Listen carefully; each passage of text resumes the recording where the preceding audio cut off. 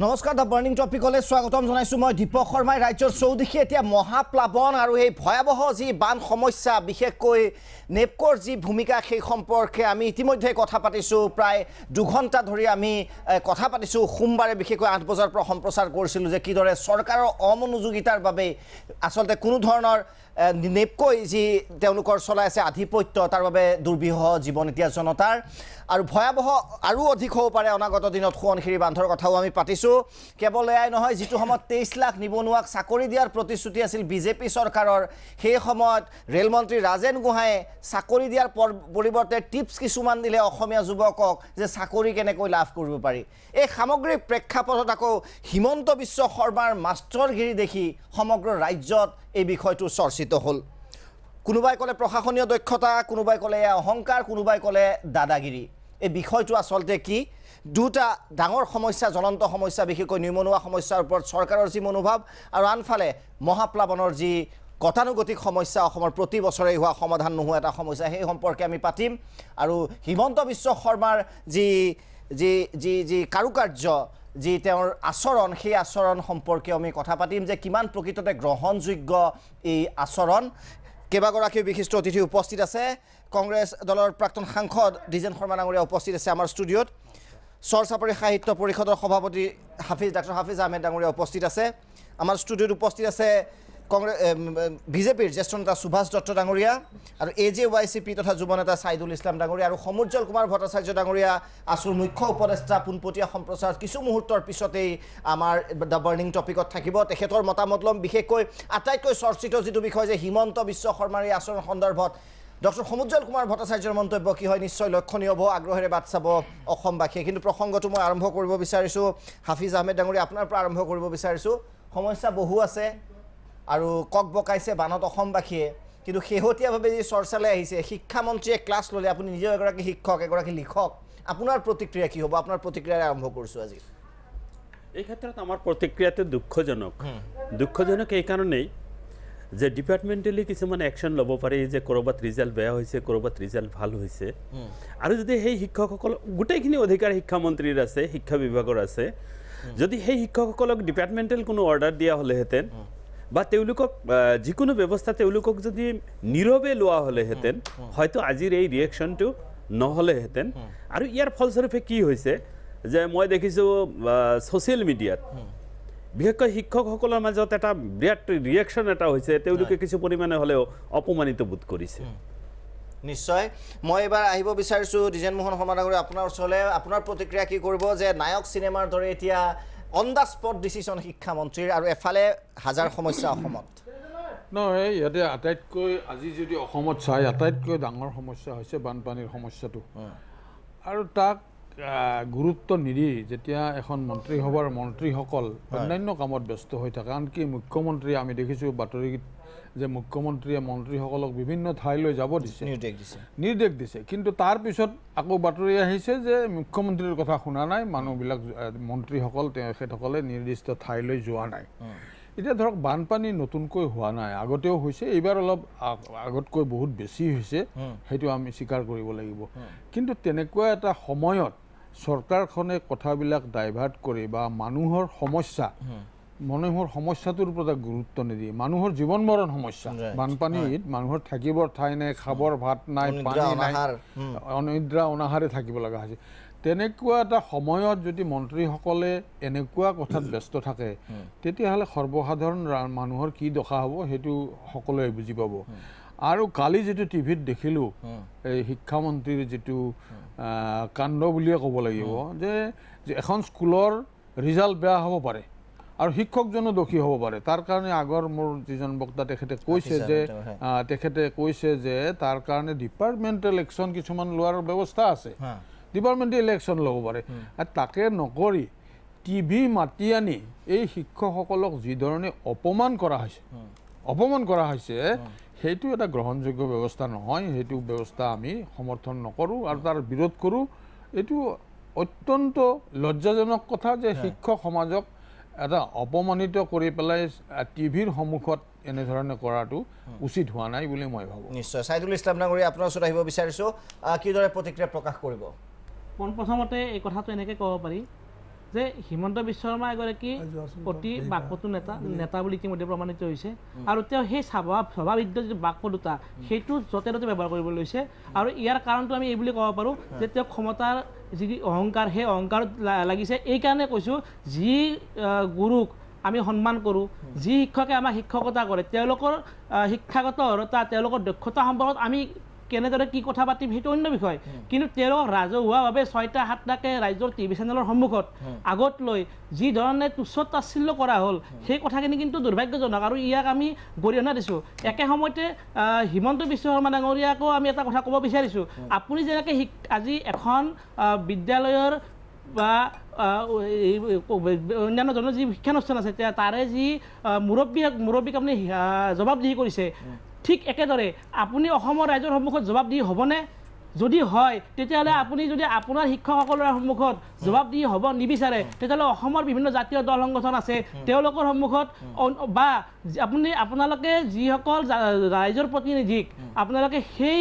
বিদ্যালয় পৰিচালনা সমিতিৰ দায়িত্ব দিছে তেওঁলোকৰ কমচে কম সভাপতিগৰাকীক মাতি আনি আপুনি সন্মুখত বহাই লওক আৰু বিনয়েৰে কওক মই অসমৰ শিক্ষামন্ত্ৰী নিশ্চয় যিটো ব্যৱস্থা হৈছে সম্পূৰ্ণ আচলতে দৃষ্টিকটু হৈছে এইবাৰ মই যাব বিচাৰিছোঁ আছুৰ মুখ্য উপদেষ্টা ডক্টৰ সমুজ্জ্বল কুমাৰ ভট্টাচাৰ্য ডাঙৰীয়া বানপানীৰ সমস্যা নিবনুৱা সমস্যা ৰাজেন গোহাঁইৰ টিপছ তাৰ মাজতে হিমন্ত বিশ্ব শৰ্মাৰ এই যি কাৰুকাৰ্য প্ৰতিক্ৰিয়া কি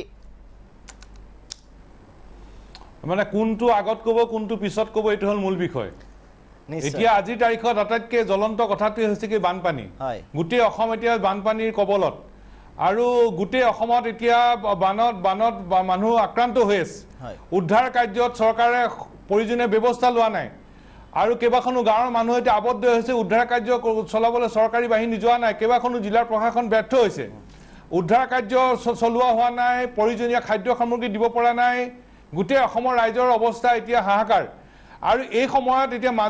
মাজুলীৰ কথাই ক'ব নে উত্তৰ লখিমপুৰৰ কথাই ক'ব লখিমপুৰ জিলাৰ কথাই ক'ব নে কোনখন জিলাৰ কথাই গোটেই অসমৰ জিলা এতিয়া বানৰ কবলত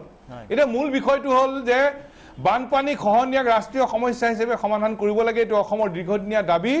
আৰু সেইটো নকৰাৰ কাৰণে এই অৱস্থা হৈ আছে অসমৰ বানপানী গৰাখহনীয়া সমস্যাক ৰাষ্ট্ৰীয় সমস্যা হিচাপে সমাধানৰ ব্যৱস্থা ল'ব লাগে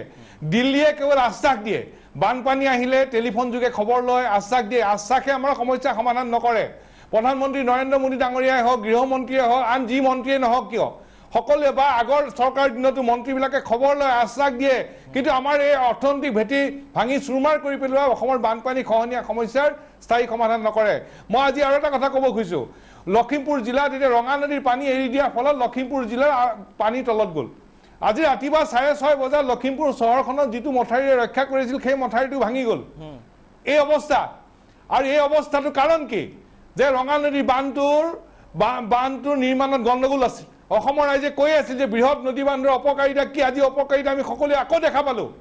আৰু অসমৰ বিশেষজ্ঞসকলৰ বিজ্ঞানসন্মত দৃষ্টিভংগীক অশ্ৰদ্ধা কৰা মানি ল'ব নোখোজা দিল্লীৰ বিশেষজ্ঞসকলক এতিয়া অসমলৈ পঠিয়াওক অসমৰ বিশেষজ্ঞসকলৰ লগত মুখামুখি হোৱাৰ পৰিস্থিতি নিজে চাই যাওক আৰু এটা বিষয় মই আপোনাক ক'ব খুজিম ৰঙা নদী সম্পৰ্কত ৰঙা নদীৰ পানী এৰি দিয়াৰ কাৰণে ৰঙা নদী বান্ধটো ৰক্ষা কৰিবৰ কাৰণে পানী এৰি দিলে ৰাইজ পানীৰ তলত গ'ল মানুহৰ জীৱন গ'ল আৰু অৱশেষত এতিয়া এটা মথাউৰি ভাঙি দিয়াৰ পিছত উত্তৰ লখিমপুৰ চহৰো পানীৰ তলত গ'ল সেই বান্ধটো ডিকমিশ্যন কৰিব লাগে বন্ধ কৰি দিব লাগে পৃথিৱীৰ এনে বহু ৰাষ্ট্ৰ আছে যিবোৰ ৰাষ্ট্ৰত মানুহৰ অপকাৰ হোৱা বান্ধবোৰ বন্ধ কৰি দিয়া হৈছে ৰঙা নদীৰ সম্পৰ্কত নেপকক বহুত সকিয়নি দিয়া হ'ল শুনা নাই গতিকে এতিয়া বেলেগ কথা নাই ৰঙা নদী বান্ধে কি অপকাৰ কৰিছে আমি দেখা পাইছোঁ ৰঙা নদীৰ বান্ধটো ডিকমিশ্যন কৰিব লাগে বন্ধ কৰি দিব লাগে মই আৰু এটা তথ্য আজি আপোনাৰ এই প্ৰাক চেনেলত দাঙি ধৰিব খুজিম একেখন কেন্দ্ৰীয় চৰকাৰ গংগাৰ কাৰণে এটা নীতি আমাৰ ব্ৰহ্মপুত্ৰৰ কাৰণে এটা নীতি গংগাক তেওঁলোকে পুনৰুজ্জীৱিত কৰিবলৈ বহু হাজাৰ কোটি টকা খৰচ কৰিছে আমাৰ আপত্তি নাই কৰক আমাৰ ব্ৰহ্মপুত্ৰ উপনদীসমূহৰ ক্ষেত্ৰত কি ব্যৱস্থা লৈছে কি পদক্ষেপ লৈছে একো ব্যৱস্থা লোৱা নাই আৰু বৰঞ্চ তাত কোৱা হৈছে গংগাৰ উপনৈসমূহত তেওঁলোকৰ প্ৰবাহিত হৈ থকাৰ ব্যৱস্থা কৰিব লাগে কাৰণ গংগাখন তেওঁলোকক জীয়াই ৰাখিব খোজে আৰু সেইকাৰণে কেন্দ্ৰীয় চৰকাৰে উচ্চতম ন্যায়ালয়ত এখন শপতনামা দিছে তাই দুটা বাক্য মই আপোনালোকক পঢ়ি দিম 2016 চনৰ 31 মেত কেন্দ্ৰীয় চৰকাৰে উচ্চতম ন্যায়ালয়ত শপতনামা দি কৈছে unfettered uninterrupted flow of river in all the 3 rivers basins that is Alakananda Bhagirathi and Mandakini is therefore crucial to the conservation of Ganga. If the origin of Ganga is compromised, then the rejuvenation of the river will be impossible. তাৰমানে গংগাক লৈ তেওঁলোকৰ গংগাৰ উপনৈসমূহ ধাৰা প্ৰবাহিত হৈ থাকিব লাগিব। যদি প্ৰবাহিত হৈ থাকিব লাগে তেতিয়া ৰঙা নদী আমাৰ সোৱণশিৰি ব্ৰহ্মপুত্ৰৰ উপনৈসমূহ প্ৰবাহিত হৈ থকাৰ কাৰণে একে দৃষ্টিভংগী কিয় নলয়? গংগাৰ কাৰণে দিল্লীৰ এটা নীতি, ব্ৰহ্মপুত্ৰৰ উপনৈৰ কাৰণে এটা নীতি হ'ব নোৱাৰে। আৰু সেইকাৰণে ৰঙা নদীৰ যিটো প্ৰকল্প এইটো বন্ধ কৰি দিব লাগে, ডিকমিশ্যন কৰিব লাগে। সোৱণশিৰিৰ ক্ষেত্ৰতো একেই, এইটো প্ৰমাণ হৈ গ'ল। আৰু অসমৰ বান আৰু খহনীয়া সমস্যাই গোটেই ৰাজ্যৰ জনসাধাৰণৰ অৱস্থা নাইকিয়া কৰিছে। ইয়াক ৰাষ্ট্ৰীয় সমস্যা হিচাপে সমাধান কৰিব লাগে। আৰু অসম চৰকাৰে কৰিবলগীয়া কামটো প্ৰথম উদ্ধাৰ, তাৰপিছত সাহায্য দিয়াৰ ব্যৱস্থা কৰিব লাগে। গুৱাহাটীৰ ক্ষেত্ৰত তেওঁলোকৰ আগতীয়া ব্যৱস্থা নাছিল, অসমৰ ক্ষেত্ৰতো আগতীয়া তেওঁলোকৰ পৰিকল্পনা নাই। বহু ৰাজ্যৰ জিলাৰ প্ৰশাসন ব্যৰ্থ হৈ গৈছে।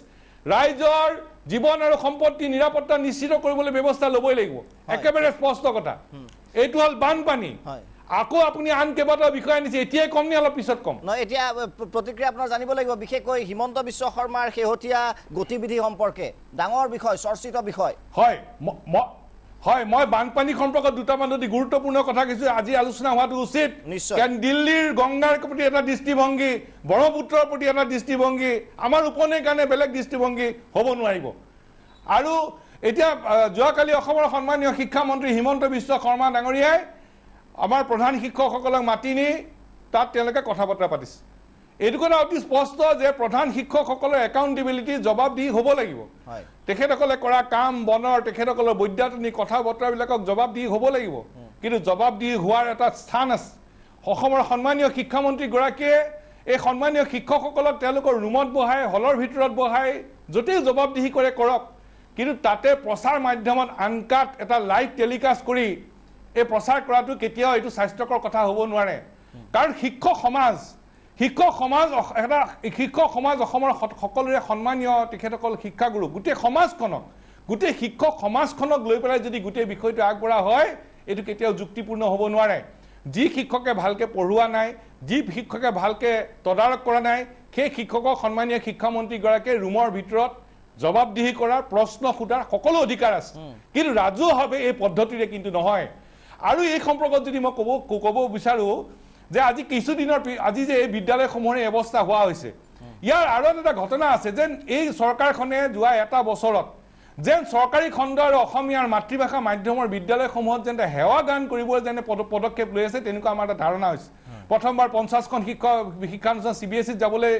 কোৱা হ'ল, তাৰপিছত ক'লে সেৱাত পঢ়া ল'ৰা ছোৱালীয়ে মেডিকেল ইঞ্জিনিয়াৰিঙৰ চিট নাপাব পাৰে। এতিয়া আকৌ আদৰ্শ বিদ্যালয়ৰ কথা আহিছে।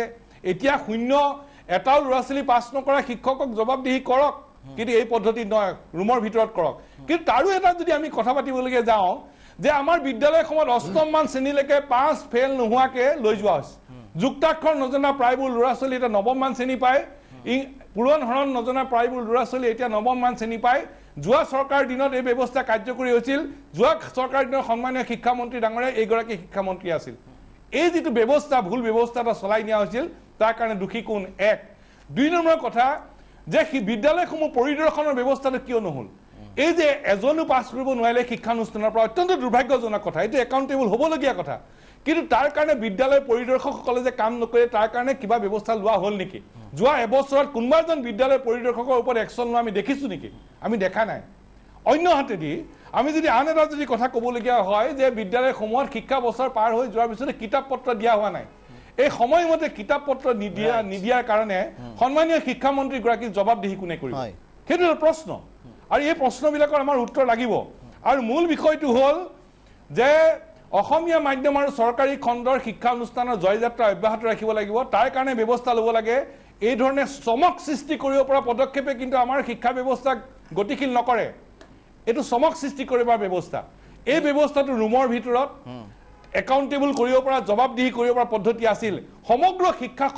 শিক্ষক সমাজক তুচ্ছ তাচ্ছিল্য কৰাৰ ব্যৱস্থাটো কেতিয়াও গ্ৰহণযোগ্য নহয়, স্বাস্থ্যকৰ নহয়। নিশ্চয়। এইবাৰ মই আহিব বিচাৰিছোঁ সুভাষ দত্ত ডাঙৰীয়া আপোনাৰ ওচৰলৈ, যে এক প্ৰকাৰৰ চাৰ্কাছ এখন পাতা হ'ল। ডক্টৰ সমুজ্জ্বল কুমাৰ ভট্টাচাৰ্য যিটো ক'লে যে শিক্ষাৰ অৱস্থা বা যি শিক্ষকে ভাল ফলাফল দেখুৱাব পৰা নাই, শাস্তিৰ যোগ্য বা বিভিন্ন ধৰণৰ ডিপাৰ্টমেণ্টেল একশ্যনৰ যোগ্য। কিন্তু এতিয়া এনেকুৱা হৈছে যে বিজেপি চৰকাৰে তামাচা দেখুৱাত খুব সিদ্ধহস্ত। ঠিক নৰেন্দ্ৰ মোদী যেনেকুৱা কেন্দ্ৰত, ৰাজ্যতো এতিয়া দেখা গৈছে যে কেৱল তামাচাৰ বাহিৰে বেলেগ একো নাই। এইটো আপুনি কোৱা কথা,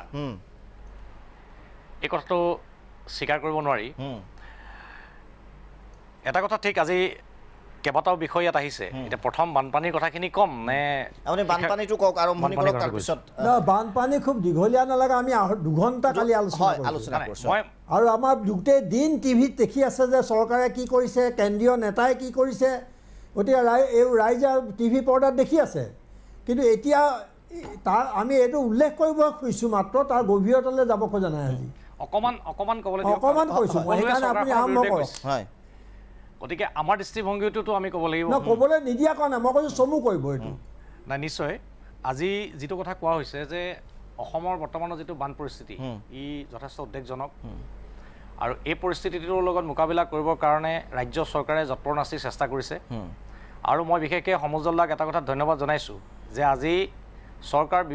আমাৰ বিভিন্ন জিলাত বিভিন্ন প্ৰশাসনত তেখেতসকলৰ জিলা ছাত্ৰ সন্থা, মহকুমা ছাত্ৰ সন্থা তেখেতসকলে বহুত সহযোগ কৰিছে, উদ্ধাৰ অভিযানতে হওক, সাহায্য অভিযানতে হওক, তাৰ কাৰণে আমি ধন্যবাদ জনাইছোঁ। আৰু প্ৰশ্নটো হ'ল যে অসমৰ যিটো বানপানী, এই বানপানীৰ সমস্যাটো ৰাষ্ট্ৰীয় সমস্যা হয়নে নহয়? মোৰ দৃষ্টিত এইটো হৈছে ৰাষ্ট্ৰীয় সমস্যা, আৰু ইতিমধ্যে কেন্দ্ৰীয় চৰকাৰে বানপানীৰ সমস্যাটোক ৰাষ্ট্ৰীয় সমস্যা হিচাপে গণ্য কৰিছে, যাৰ কাৰণে আজি নেশ্যনেল ডিজাষ্টাৰ ফাণ্ডত এইটো ইনক্লুড কৰিছে, আৰু যাৰ পৰা আজি আমাৰ এই বান পৰিস্থিতিটো মোকাবিলা কৰিবৰ কাৰণে ৰাজ্য চৰকাৰক নেশ্যনেল ডিজাষ্টাৰ ফাণ্ডৰ পৰা আজি ইয়াত ধনৰ যোগান ধৰা হৈছে। আৰু এই বানপানীটো যথেষ্ট ডাঙৰ বানপানী। আমি সৰুৰ পৰা বানপানীৰ মাজতে ডাঙৰ হৈছোঁ, বিশেষকৈ 22 বছৰ, আৰু আজিৰ তাৰিখত মোৰ যিটো জন্মৰ ভেটি তাত এবুকু পানী হৈ আছে। মোৰ নিজৰ গাঁৱৰ যিখিনি মোৰ পৰিয়ালৰ মানুহ এইখিনি আশ্ৰয় শিবিৰত আছে। গতিকে বানপানীৰ ভয়াৱহতাটো কি এইটো আমি খুব ভালদৰে উপলব্ধি কৰোঁ, ভালদৰে জানো, কাৰণ বানপানীৰ মাজতে আমি ডাঙৰ হৈছোঁ বা বানপানী আমি প্ৰত্যেক বছৰে দেখিছোঁ। এতিয়া প্ৰশ্নটো হ'ল যে এই যিটো বানপানীৰ যিটো অৱস্থা, আজি ৰঙা নদীৰ বান্ধৰ কথাটো যিটো আহিছে, ময়ো এই ক্ষেত্ৰত একমত যে ৰঙা নদীৰ বান্ধটোৰ ফলত আজি অভাৰলোড হোৱাৰ ফলত আজি যথেষ্ট বিভীষিকাৰ সৃষ্টি হৈছে, আৰু এইটো এটা মোকাবিলা আমি কৰিবই লাগিব। আৰু এই সমস্যাটো সমাধানৰ কাৰণে ইতিমধ্যে প্ৰধানমন্ত্ৰী ডাঙৰীয়াই মুখ্যমন্ত্ৰী ডাঙৰীয়াৰ লগত কথা পাতিছে, আৰু ইয়াৰ কাৰণে পৰ্যাপ্ত পৰিমাণে সহায় কৰাৰ কাৰণে দ্বিতীয় বিষয়টো কৈছোঁ, এতিয়া শিক্ষামন্ত্ৰী মহোদয়ক আজি আপোনালোকে সকলোৱে সমালোচনা কৰিছে, কিন্তু আমি এই কথাটো চাব লাগিব যে ইয়াত বিভিন্ন ধৰণৰ শিক্ষাৰ সংস্কাৰৰ কথা বতৰাবিলাকো বিভিন্ন পৰামৰ্শবিলাক আহিছে, যিখিনি ইতিবাচক পৰামৰ্শ, এই পৰামৰ্শখিনি গ্ৰহণযোগ্য। কিন্তু এই কথাটো ঠিক যে আজি ৰাজ্য চৰকাৰৰ শিক্ষামন্ত্ৰী ডাঙৰীয়াই যোৱাকালি শিক্ষকসকলক যিকেইটা প্ৰশ্ন কৰিলে, এই গোটেই লাইভ এইটো ময়ো চাইছোঁ, কিন্তু ক'তা আমি দেখোন আমাৰ দৃষ্টিত দেখোন তেনেকুৱা কোনো ধৰণৰ তেখেতে তুচ্ছ তাচ্ছিল্যটো কৰা নাই। আপুনি গেৰুৱা কখন পিন্ধি আছে যে সমস্যাটো এইটো, আপোনাৰ গেৰুৱা মুখত আছে, চকুৰ সন্মুখত আছে। শৰ্মা ডাঙৰীয়া, আমাৰ আলোচনাটোৰ উদ্দেশ্যটো এনেকুৱা হ'ব নালাগে যে আজি স্কুলত যিসকল শিক্ষকে দিনটোত এটাও ক্লাছ নকৰে, সেইসকল শিক্ষকক আজি শিক্ষামন্ত্ৰী ডাঙৰীয়াই আজি জবাবদিহি কৰিছে। আজি আমাৰ আলোচনাৰ অৰ্থটো এনেকুৱা হ'ব নালাগে যে আমি এনেকুৱা ধৰণে আমি আজি এই আলোচনাটো লৈ যাওঁ, সেই শিক্ষকসকলে উৎসাহিত হওক যিসকল শিক্ষকে স্কুললৈ নাযায়, ক্লাছ কৰিবলৈ নাযায়, তেনেকুৱাও হ'ব নালাগে। কিন্তু এইটো কথা ঠিক যে আজি আমাৰ যিকেইখন বিদ্যালয়ত শিক্ষাৰ মানদণ্ডটো নিম্নগামী হৈছে, এই ক্ষেত্ৰত প্ৰশাসনিকভাৱে ব্যৱস্থা লোৱাৰ প্ৰয়োজন আছে। আৰু মোৰ বোধেৰে শিক্ষামন্ত্ৰী ডাঙৰীয়াই যিখিনি প্ৰশ্ন কালি কৰিছে, এই প্ৰশ্নখিনি কৰাটো প্ৰয়োজন আছে, আৰু তেনেকুৱা ধৰণৰ ষ্ট্ৰিক্ট এটা ব্যৱস্থা লোৱাৰ প্ৰয়োজন আছে। এইকাৰণে প্ৰয়োজন আছে কাৰণ আজি আমাৰ গাঁও অঞ্চলৰ বা আমাৰ চৰকাৰী বিদ্যালয়বিলাকৰ কেৱল বিদ্যালয় নহয়, আজি যদি আপোনালোকে মহাবিদ্যালয়ো চায়, বিদ্যালয় হওক মহাবিদ্যালয় হওক, আজি শিক্ষাৰ মানদণ্ডটো ৰক্ষা কৰাৰ ক্ষেত্ৰত একাংশ শিক্ষক বুলি কৈছোঁ, সকলো শিক্ষক সমাজক আমি টানি আনিব বিচৰা নাই, একাংশ শিক্ষকে কিন্তু তেখেতসকলৰ কৰ্তব্যত যে গাফিলতি কৰে এই কথাটো কিন্তু নিশ্চয় মই অজিত কুমাৰ ভূঞা ডাঙৰীয়াৰ ওচৰলৈ যাম এডিটৰ্ছ ভিউৰ বাবে। কিন্তু আপুনি যিটো ক'লে যে 10-11জন শিক্ষকক গালি পাৰিয়ে শিক্ষাৰ আমূল সংস্কাৰ কিমান সম্ভৱ, অজিত কুমাৰ ভূঞা ডাঙৰীয়া আপোনাৰ ওচৰত আহিব বিচাৰিছোঁ। প্ৰথম কথা, শিক্ষকসকলক যিসকল শিক্ষকে কৰ্তব্যত গাফিলতি কৰে তেখেতসকলক প্ৰথম কথা, বানপানীৰ বিষয়ে আমি বহুত আলোচনা কৰিলোঁ, আৰু বানপানী আহিলে আমাৰ ৰাইজক এইটো বুজাই ক'ব নালাগে যে আচলতে বানপানীৰ নামত, বানপানীৰ পৰা ৰাইজক ৰক্ষা কৰাৰ নামত কি কৰি আছে চৰকাৰে ইমান দিনে। আমি চৰকাৰ বুলি ক'লে এবছৰীয়া এখন চৰকাৰৰ কথাই কোৱা নাই, দ্বিজেন্দ্ৰ মোহন শৰ্মাৰ চৰকাৰৰ কথাও কৈছোঁ। গতিকে আজি সকলো বক্তাই বানপানীৰ বিষয়ে যিখিনি কথা কৈছে তাত আমাৰ কোনো ধৰণৰ দ্বিমত নাই, আৰু বিশেষভাৱে সমুজ্জ্বল ভট্টাচাৰ্যই কোৱা কথাত। এতিয়া খালি এইটো চাব লাগিব যে প্ৰতিবাৰে বানপানীয়ে কি উন্মোচিত কৰিছে আমাৰ সন্মুখত। আজি এই বানপানীত আমি দেখিলোঁ যে এইখন অসমলৈ বিজেপি দলৰ যেতিয়া নিৰ্বাচনৰ আগে আগে ইজনৰ পিছত সিজন মন্ত্ৰী আৰু কোৱা হৈছিলে যে প্ৰধানমন্ত্ৰীয়ে মন্ত্ৰীসকলক নিৰ্দেশ দিছে যে উত্তৰ পূৰ্বাঞ্চল আৰু অসমত তেওঁলোকে বহি ল'ব লাগে ইয়াৰ উন্নয়নৰ কাৰণে। আজি এই প্ৰশ্নটো কৰাৰ আমাৰ অধিকাৰ আছে যে কি হ'ল আজি ইমান দিনে, আজি ইমান বানপানীত কক বকাই ফুৰিছে ৰাইজ। ইয়াৰ পৰা দুটা কথা আমি শিক্ষা ল'ব লাগিব যে এই পৰিস্থিতি, ইমান ভয়ংকৰ পৰিস্থিতি নিজেই স্বীকাৰ কৰিছে বিজেপি নেতাগৰাকীয়ে। ইমান এটা ডাঙৰ পৰিস্থিতি, চৰকাৰৰ তথ্যমতেই প্ৰায় 28জন মানুহৰ মৃত্যু হৈছে। গতিকে এই সময়ত আজি আমি ৰাষ্ট্ৰীয় চৌকল তথাকথিত ৰাষ্ট্ৰীয় মাধ্যমত ইয়াৰ কিবা প্ৰতিফলন দেখিছোঁ। বিনোদ দুৱাই সেইদিনা একমাত্ৰ বিনোদ দুৱা বিশিষ্ট সাংবাদিকগৰাকীয়ে দেখুৱালে যে অসমত এনেকুৱা অৱস্থা বিৰাজ কৰিছে আৰু অন্য আমাৰ দিল্লী বা অন্য ঠাইত কি হৈ আছে। মই এই দুটা কথা এইকাৰণে কৈছোঁ যে আজি আমি শিক্ষা ল'ব লাগিব ইয়াৰ পৰা যে ৰাষ্ট্ৰীয় সংবাদ মাধ্যমত অসম অনুপস্থিত। আৰু দ্বিতীয় কথা যে ইমান এটা ঘটনা ঘটিছে, ইয়াৰ আগতে যেতিয়া বানপানী অন্য ৰাজ্যত হয় তেতিয়া কেন্দ্ৰীয় গৃহ মন্ত্ৰালয়ৰ তৰফৰ পৰা আনকি ইয়াত থকা কেন্দ্ৰীয় প্ৰতিষ্ঠানবিলাকৰ পৰাও তেওঁলোকে দৰমহা পইচা লৈ যায়। আজি কেন্দ্ৰীয় এটা টেলিফোন কৰিলে প্ৰধানমন্ত্ৰীয়ে আমি সন্তুষ্ট হোৱাৰ কথা নহয়। ইয়াত কি হৈছে বাস্তৱিকতে? আজি মুখ্যমন্ত্ৰীয়ে 62 কোটি টকা মোকলাই দিয়াৰ কথা কৈছে, দিয়া হৈছে বুলি কৈছে, কিন্তু বানাইত্যই সংবাদ মাধ্যমক কি কৈছে, এই কথাটো যদি আপোনালোকে বাদ দিব খোজে, আপোনালোকৰ স্থিতিতে যদি আপোনালোকে লাগি থাকিব খোজে, তেতিয়াহ'লে অসমৰ ভৱিষ্যত বা অসমীয়া মানুহ কি ধৰণৰ সিদ্ধান্ত ল'ব সেইটো হয়তো আপুনি আজি কল্পনা কৰিব নোৱাৰে। গতিকে এই বানপানীয়ে দেখুৱাইছে আজি আগৰ মন্ত্ৰীগৰাকী ৰাজীৱ লোচন পেগু, তেওঁৰ ভাগিনীয়েকক তেওঁ কিমান 14 কোটি টকাৰ তেওঁ ঠিকা দিছিলে। আজি ৰঙা নদীৰ কথা ওলাইছে, সেই কেলেংকাৰীবোৰ আজি পোহৰলৈ আহিছে। কিয়? বানপানী ৰক্ষাৰ নামত, মথাউৰি নিৰ্মাণৰ নামত, মথাউৰি ৰক্ষাৰ নামত এই ৰাজনৈতিক নেতাসকলে, আমোলাসকলে কিমান ধন হস্তগত কৰিলে তাৰ হিচাপ অসমবাসীক দিয়া হৈছে নেকি? আজি নিপকৈত পানী এৰি দিছে, তেওঁলোকৰ মেমৰেণ্ডাম অফ আণ্ডাৰষ্টেণ্ডিং আছিলে যে ক্ষতিপূৰণ দিব লাগে, তেওঁলোকে দিছে নেকি? আজি যদি বিজেপি নেতৃত্বই তেওঁলোকক এই কথা প্ৰশ্ন কৰিলেহেঁতেন, সুধিলেহেঁতেন, ৰাইজৰ পক্ষত থিয় হ'লহেঁতেন, তেতিয়াহ'লে আমি এইবোৰ কথা ইয়াত কোৱাৰ কোনো প্ৰয়োজন নাছিল। এই পৰিস্থিতি চলি থাকোঁতে কেন্দ্ৰৰ আঁচনিসমূহ ইয়াত ৰূপায়ণ হোৱা নাই, কেন্দ্ৰৰ ধন ইয়াত ইউটিলাইজেশ্যন চাৰ্টিফিকেট দিব নোৱাৰাৰ কাৰণে টকা বন্ধ কৰিছে। সেইবোৰ বাদ দি শক্তিশালী মন্ত্ৰী হিমন্ত বিশ্ব শৰ্মাই অসমৰ শিক্ষক সমাজক একেষাৰতে ক'বলৈ গ'লে চৰম অপমান কৰিছে। ই এটা নাভূত নাশ্ৰুত কথা। কোৱা হৈছে হয় শিক্ষাৰ মানদণ্ড নিম্নগামী হৈছে, প্ৰধান শিক্ষকৰ যি দায়িত্ব পালন কৰিব কৰা হোৱা নাই। মই কৈছোঁ এইটোৱেই যে হিমন্ত বিশ্ব শৰ্মাই মূল ৰোগ নিৰ্ণয় কৰি তাৰ চিকিৎসাৰ ব্যৱস্থা কৰা নাই, তাৰ উপসৰ্গবিলাক তেওঁ চিকিৎসা কৰিবলৈ লৈছে। আৰু এইটোৱে এটা ভয়ংকৰ পৰিস্থিতি সৃষ্টি কৰিব। আজি শিক্ষা বিভাগত সমুজল ভট্টাচাৰ্য কোৱাৰ দৰে কি মূল বেমাৰ কি, ইয়াত সকলোৱে জানে যে আমাৰ মূল বেমাৰ কি। তাত নিয়োগৰ ক্ষেত্ৰত তাত খেলি মেলি আছে, বিভিন্ন ধৰণৰ খেলি মেলি আছে। এই গোটেই কথাবোৰ সকলোৱে কৈছে যে তেওঁ যদি আজি ক'ৰবাত বহি সভা পাতিলেহেঁতেন, এটা পথ বিচাৰিলেহেঁতেন, তেতিয়াহ'লে হয়তো আমাৰ আপত্তি নাথাকিলেহেঁতেন। কিন্তু তেওঁ শিক্ষকসকলক, সন্মানীয় শিক্ষকসকলক, কেইজনমান শিক্ষক বেয়া হ'লে সমস্ত শিক্ষক সমাজ বেয়া নহয়। আৰু আজি যদি শিক্ষক সমাজৰ এই অৱস্থা হৈছে তাৰ কাৰণে তেওঁলোকেই দায়ী, এই ৰাজনীতিবিদসকল দায়ী। কাৰণ তেওঁলোকে ৰাজনৈতিকভাৱে, ৰাজনৈতিক বিচাৰ বিবেচনাত শিক্ষকসকলক তেওঁলোকে নিযুক্তি দিছিল। গতিকে তাকে নকৰি, ৰাজহুৱা কৰি, কেমেৰা মাতি মানুহৰ আগত এনেকৈ উলংঘ কৰি দিয়াৰ কি অধিকাৰ, সেই অধিকাৰ কোনে দিলে হিমন্ত বিশ্ব শৰ্মাক? আৰু এটা প্ৰশ্ন যে হিমন্ত বিশ্ব শৰ্মাই ইয়াত এটা নাৰ্ভ চেণ্টাৰ অফ কৰাপশ্যন, ইয়াত দুটা ডাইৰেক্টৰেট আছে সঞ্চালকালয়, য'ত কৰাপশ্যনৰ কথা নিতৌ ওলায়। মাতি আনক আজি শিক্ষকসকলক, ভয় কৰে তেওঁলোকে ক'বলৈ ৰাজহুৱাভাৱে, কিন্তু আমাক কয় তেওঁলোকৰ সমস্যা, পইচা এটা নিদিলে ক'তো একো কাম নহয়। আজি ইমানবোৰ সঞ্চালক থাকোঁতে,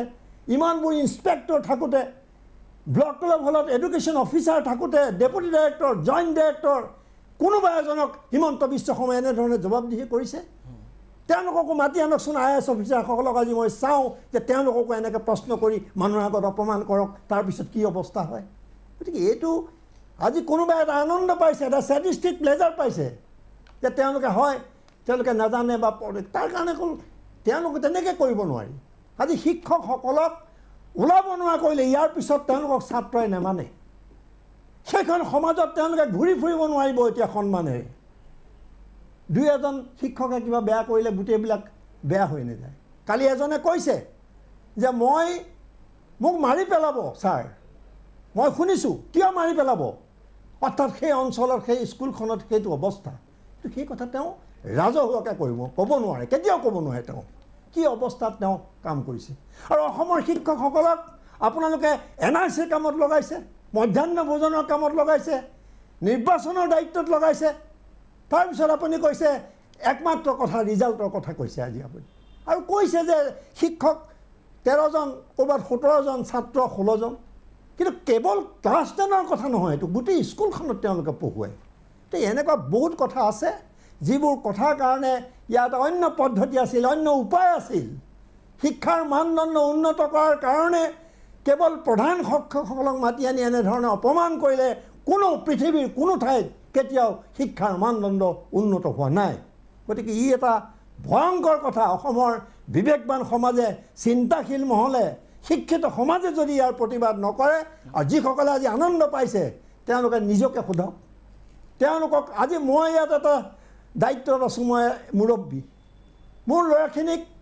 মই যদি মাতি আনি কেমেৰা মাতি আনি ৰাজহুৱাকৈ এনেকৈ অপমান কৰোঁ কোনোবা আত্মসন্মান থকা মানুহে কাম কৰিব কোনোবা আত্মসন্মান থকা মানুহে এইটো মানি ল'ব আজি মানি লৈছে উপায় নাই চাকৰি কৰিছে তেওঁলোকে আৰু বাৰে বাৰে কৈছে শিক্ষামন্ত্ৰীয়ে যে 40,000 টকা দৰমহা 45,000 টকা দৰমহা কিন্তু ইয়াততো চৰকাৰী চাকৰিয়ালে কিমান টকা দৰমহা পায় শিক্ষা বিভাগৰ মুৰব্বীসকলে কিমান টকা দৰমহা পায় সেই প্ৰশ্ন কিয় উত্থাপিত হোৱা নাই গতিকে এইটো এটা খুব চৰম অত্যন্ত লজ্জাজনক বিষয় নিশ্চয় গোটেই ব্যৱস্থাটোত যেতিয়া কেৰুণ আছে ইতিমধ্যে ভূঞা ডাঙৰীয়াই ক'লে যে ডাঙৰ ডাঙৰ বিষয়াসকলে ইনস্পেক্টৰসকলে যথেষ্ট তেওঁলোকে দৰমহা পায় কিন্তু তেওঁলোকক জবাবদেহি কোনে কৰিব স্কুলত কিয় পৰিদৰ্শন কৰিবলৈ যোৱা নাই স্কুলত গৈ কিয় সোধা নাই এনেকুৱা ৰিজাল্ট হৈছে বুলি আমাৰ দিনত পঢ়োঁতে আমি দেখিছিলোঁ যে এডুকেশ্যন অফিচাৰ ইনস্পেক্টৰ যায় আজি কিয় নাযায় আজি কিয় তেওঁলোকে এইবোৰ মূল্যায়ন কৰা নাই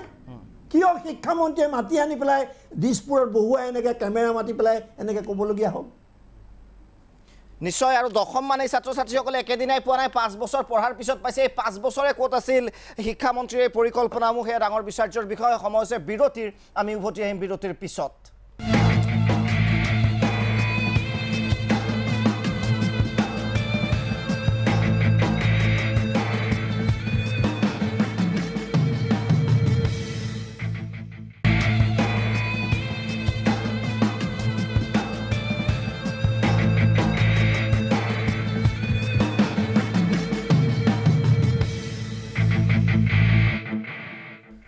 উভতি আহিছোঁ বিৰতিৰ পিছত অসমৰ শিক্ষা ব্যৱস্থা ইতিমধ্যে কোৱা হৈছে যে বাৰে বাৰে আলোচনা কৰা হৈছে যে শিক্ষা ব্যৱস্থা এতিয়া একেবাৰে শ্মশান যাত্ৰা তাৰে সময়তে কেইজনমান শিক্ষকক কেমেৰাৰ আগত গালি পাৰি চাৰ্কাছ দেখুৱাই আচলতে সমস্যাটো সমাধান হ'ব নে প্ৰকৃততে এতিয়া চিন্তাৰ সময় হৈ পৰিছে দ্বিজেন শৰ্মা ডাঙৰীয়া আপোনাৰ ওচৰত আহিব বিচাৰিছোঁ এইটো অতি চিন্তাৰ বিষয় আৰু অজিত ভূঞা ডাঙৰীয়া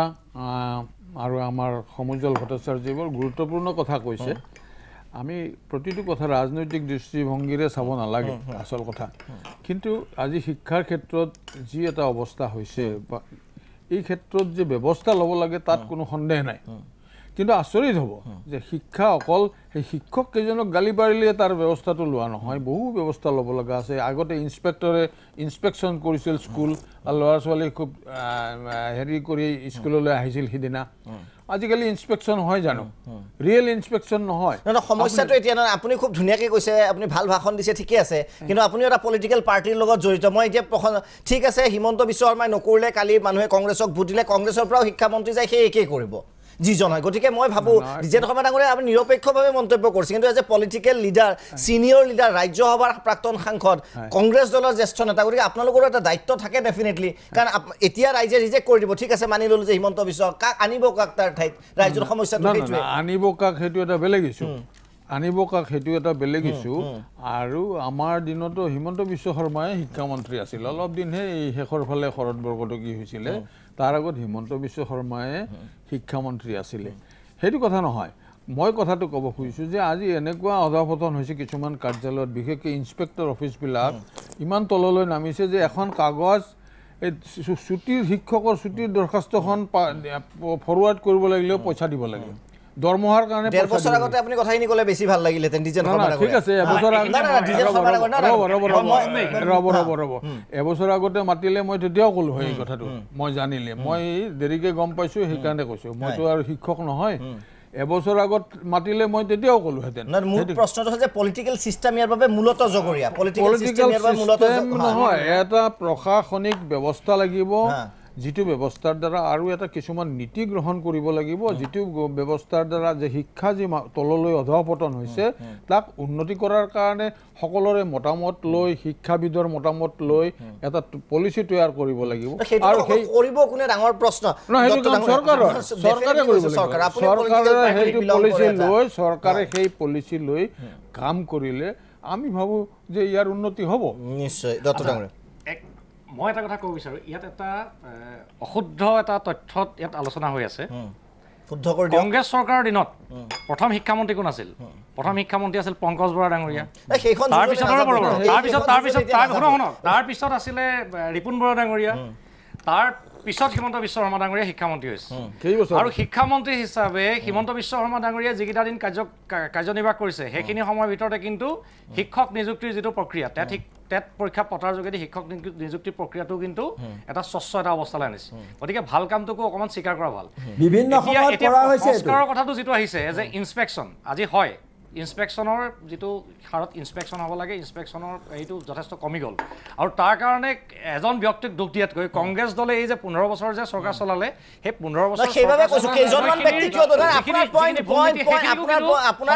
আপোনাৰ যুক্তি সমৰ্থন কৰিছোঁ কেইজনমান গোটেই ব্যৱস্থাটো যেতিয়া পগালে যে টাইমত আপোনাৰ কিতাপ নাযায়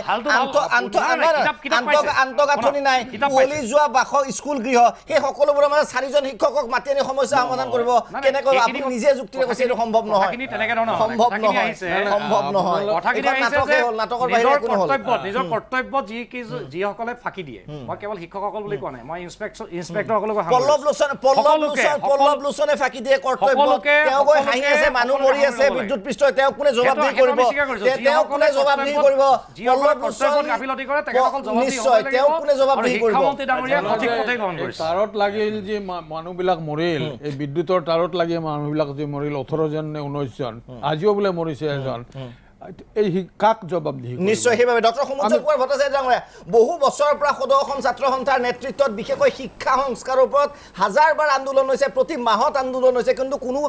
কাণ সাৰ নাই শিক্ষামন্ত্ৰীৰ যদি ইচ্ছা থাকিলহেঁতেন যদি ইচ্ছা থাকিলহেঁতেন সেই সমস্যাসমূহ সমাধান কৰিব লাগিব আৰু সেইখিনি নকৰিলে এনেকুৱা ধৰণৰ শিক্ষক এনেকুৱা ধৰণৰ সমস্যা সদায় ৰৈ যাব ডক্টৰ সমুজ্জ্বল কুমাৰ ভট্টাচাৰ্য ডাঙৰীয়া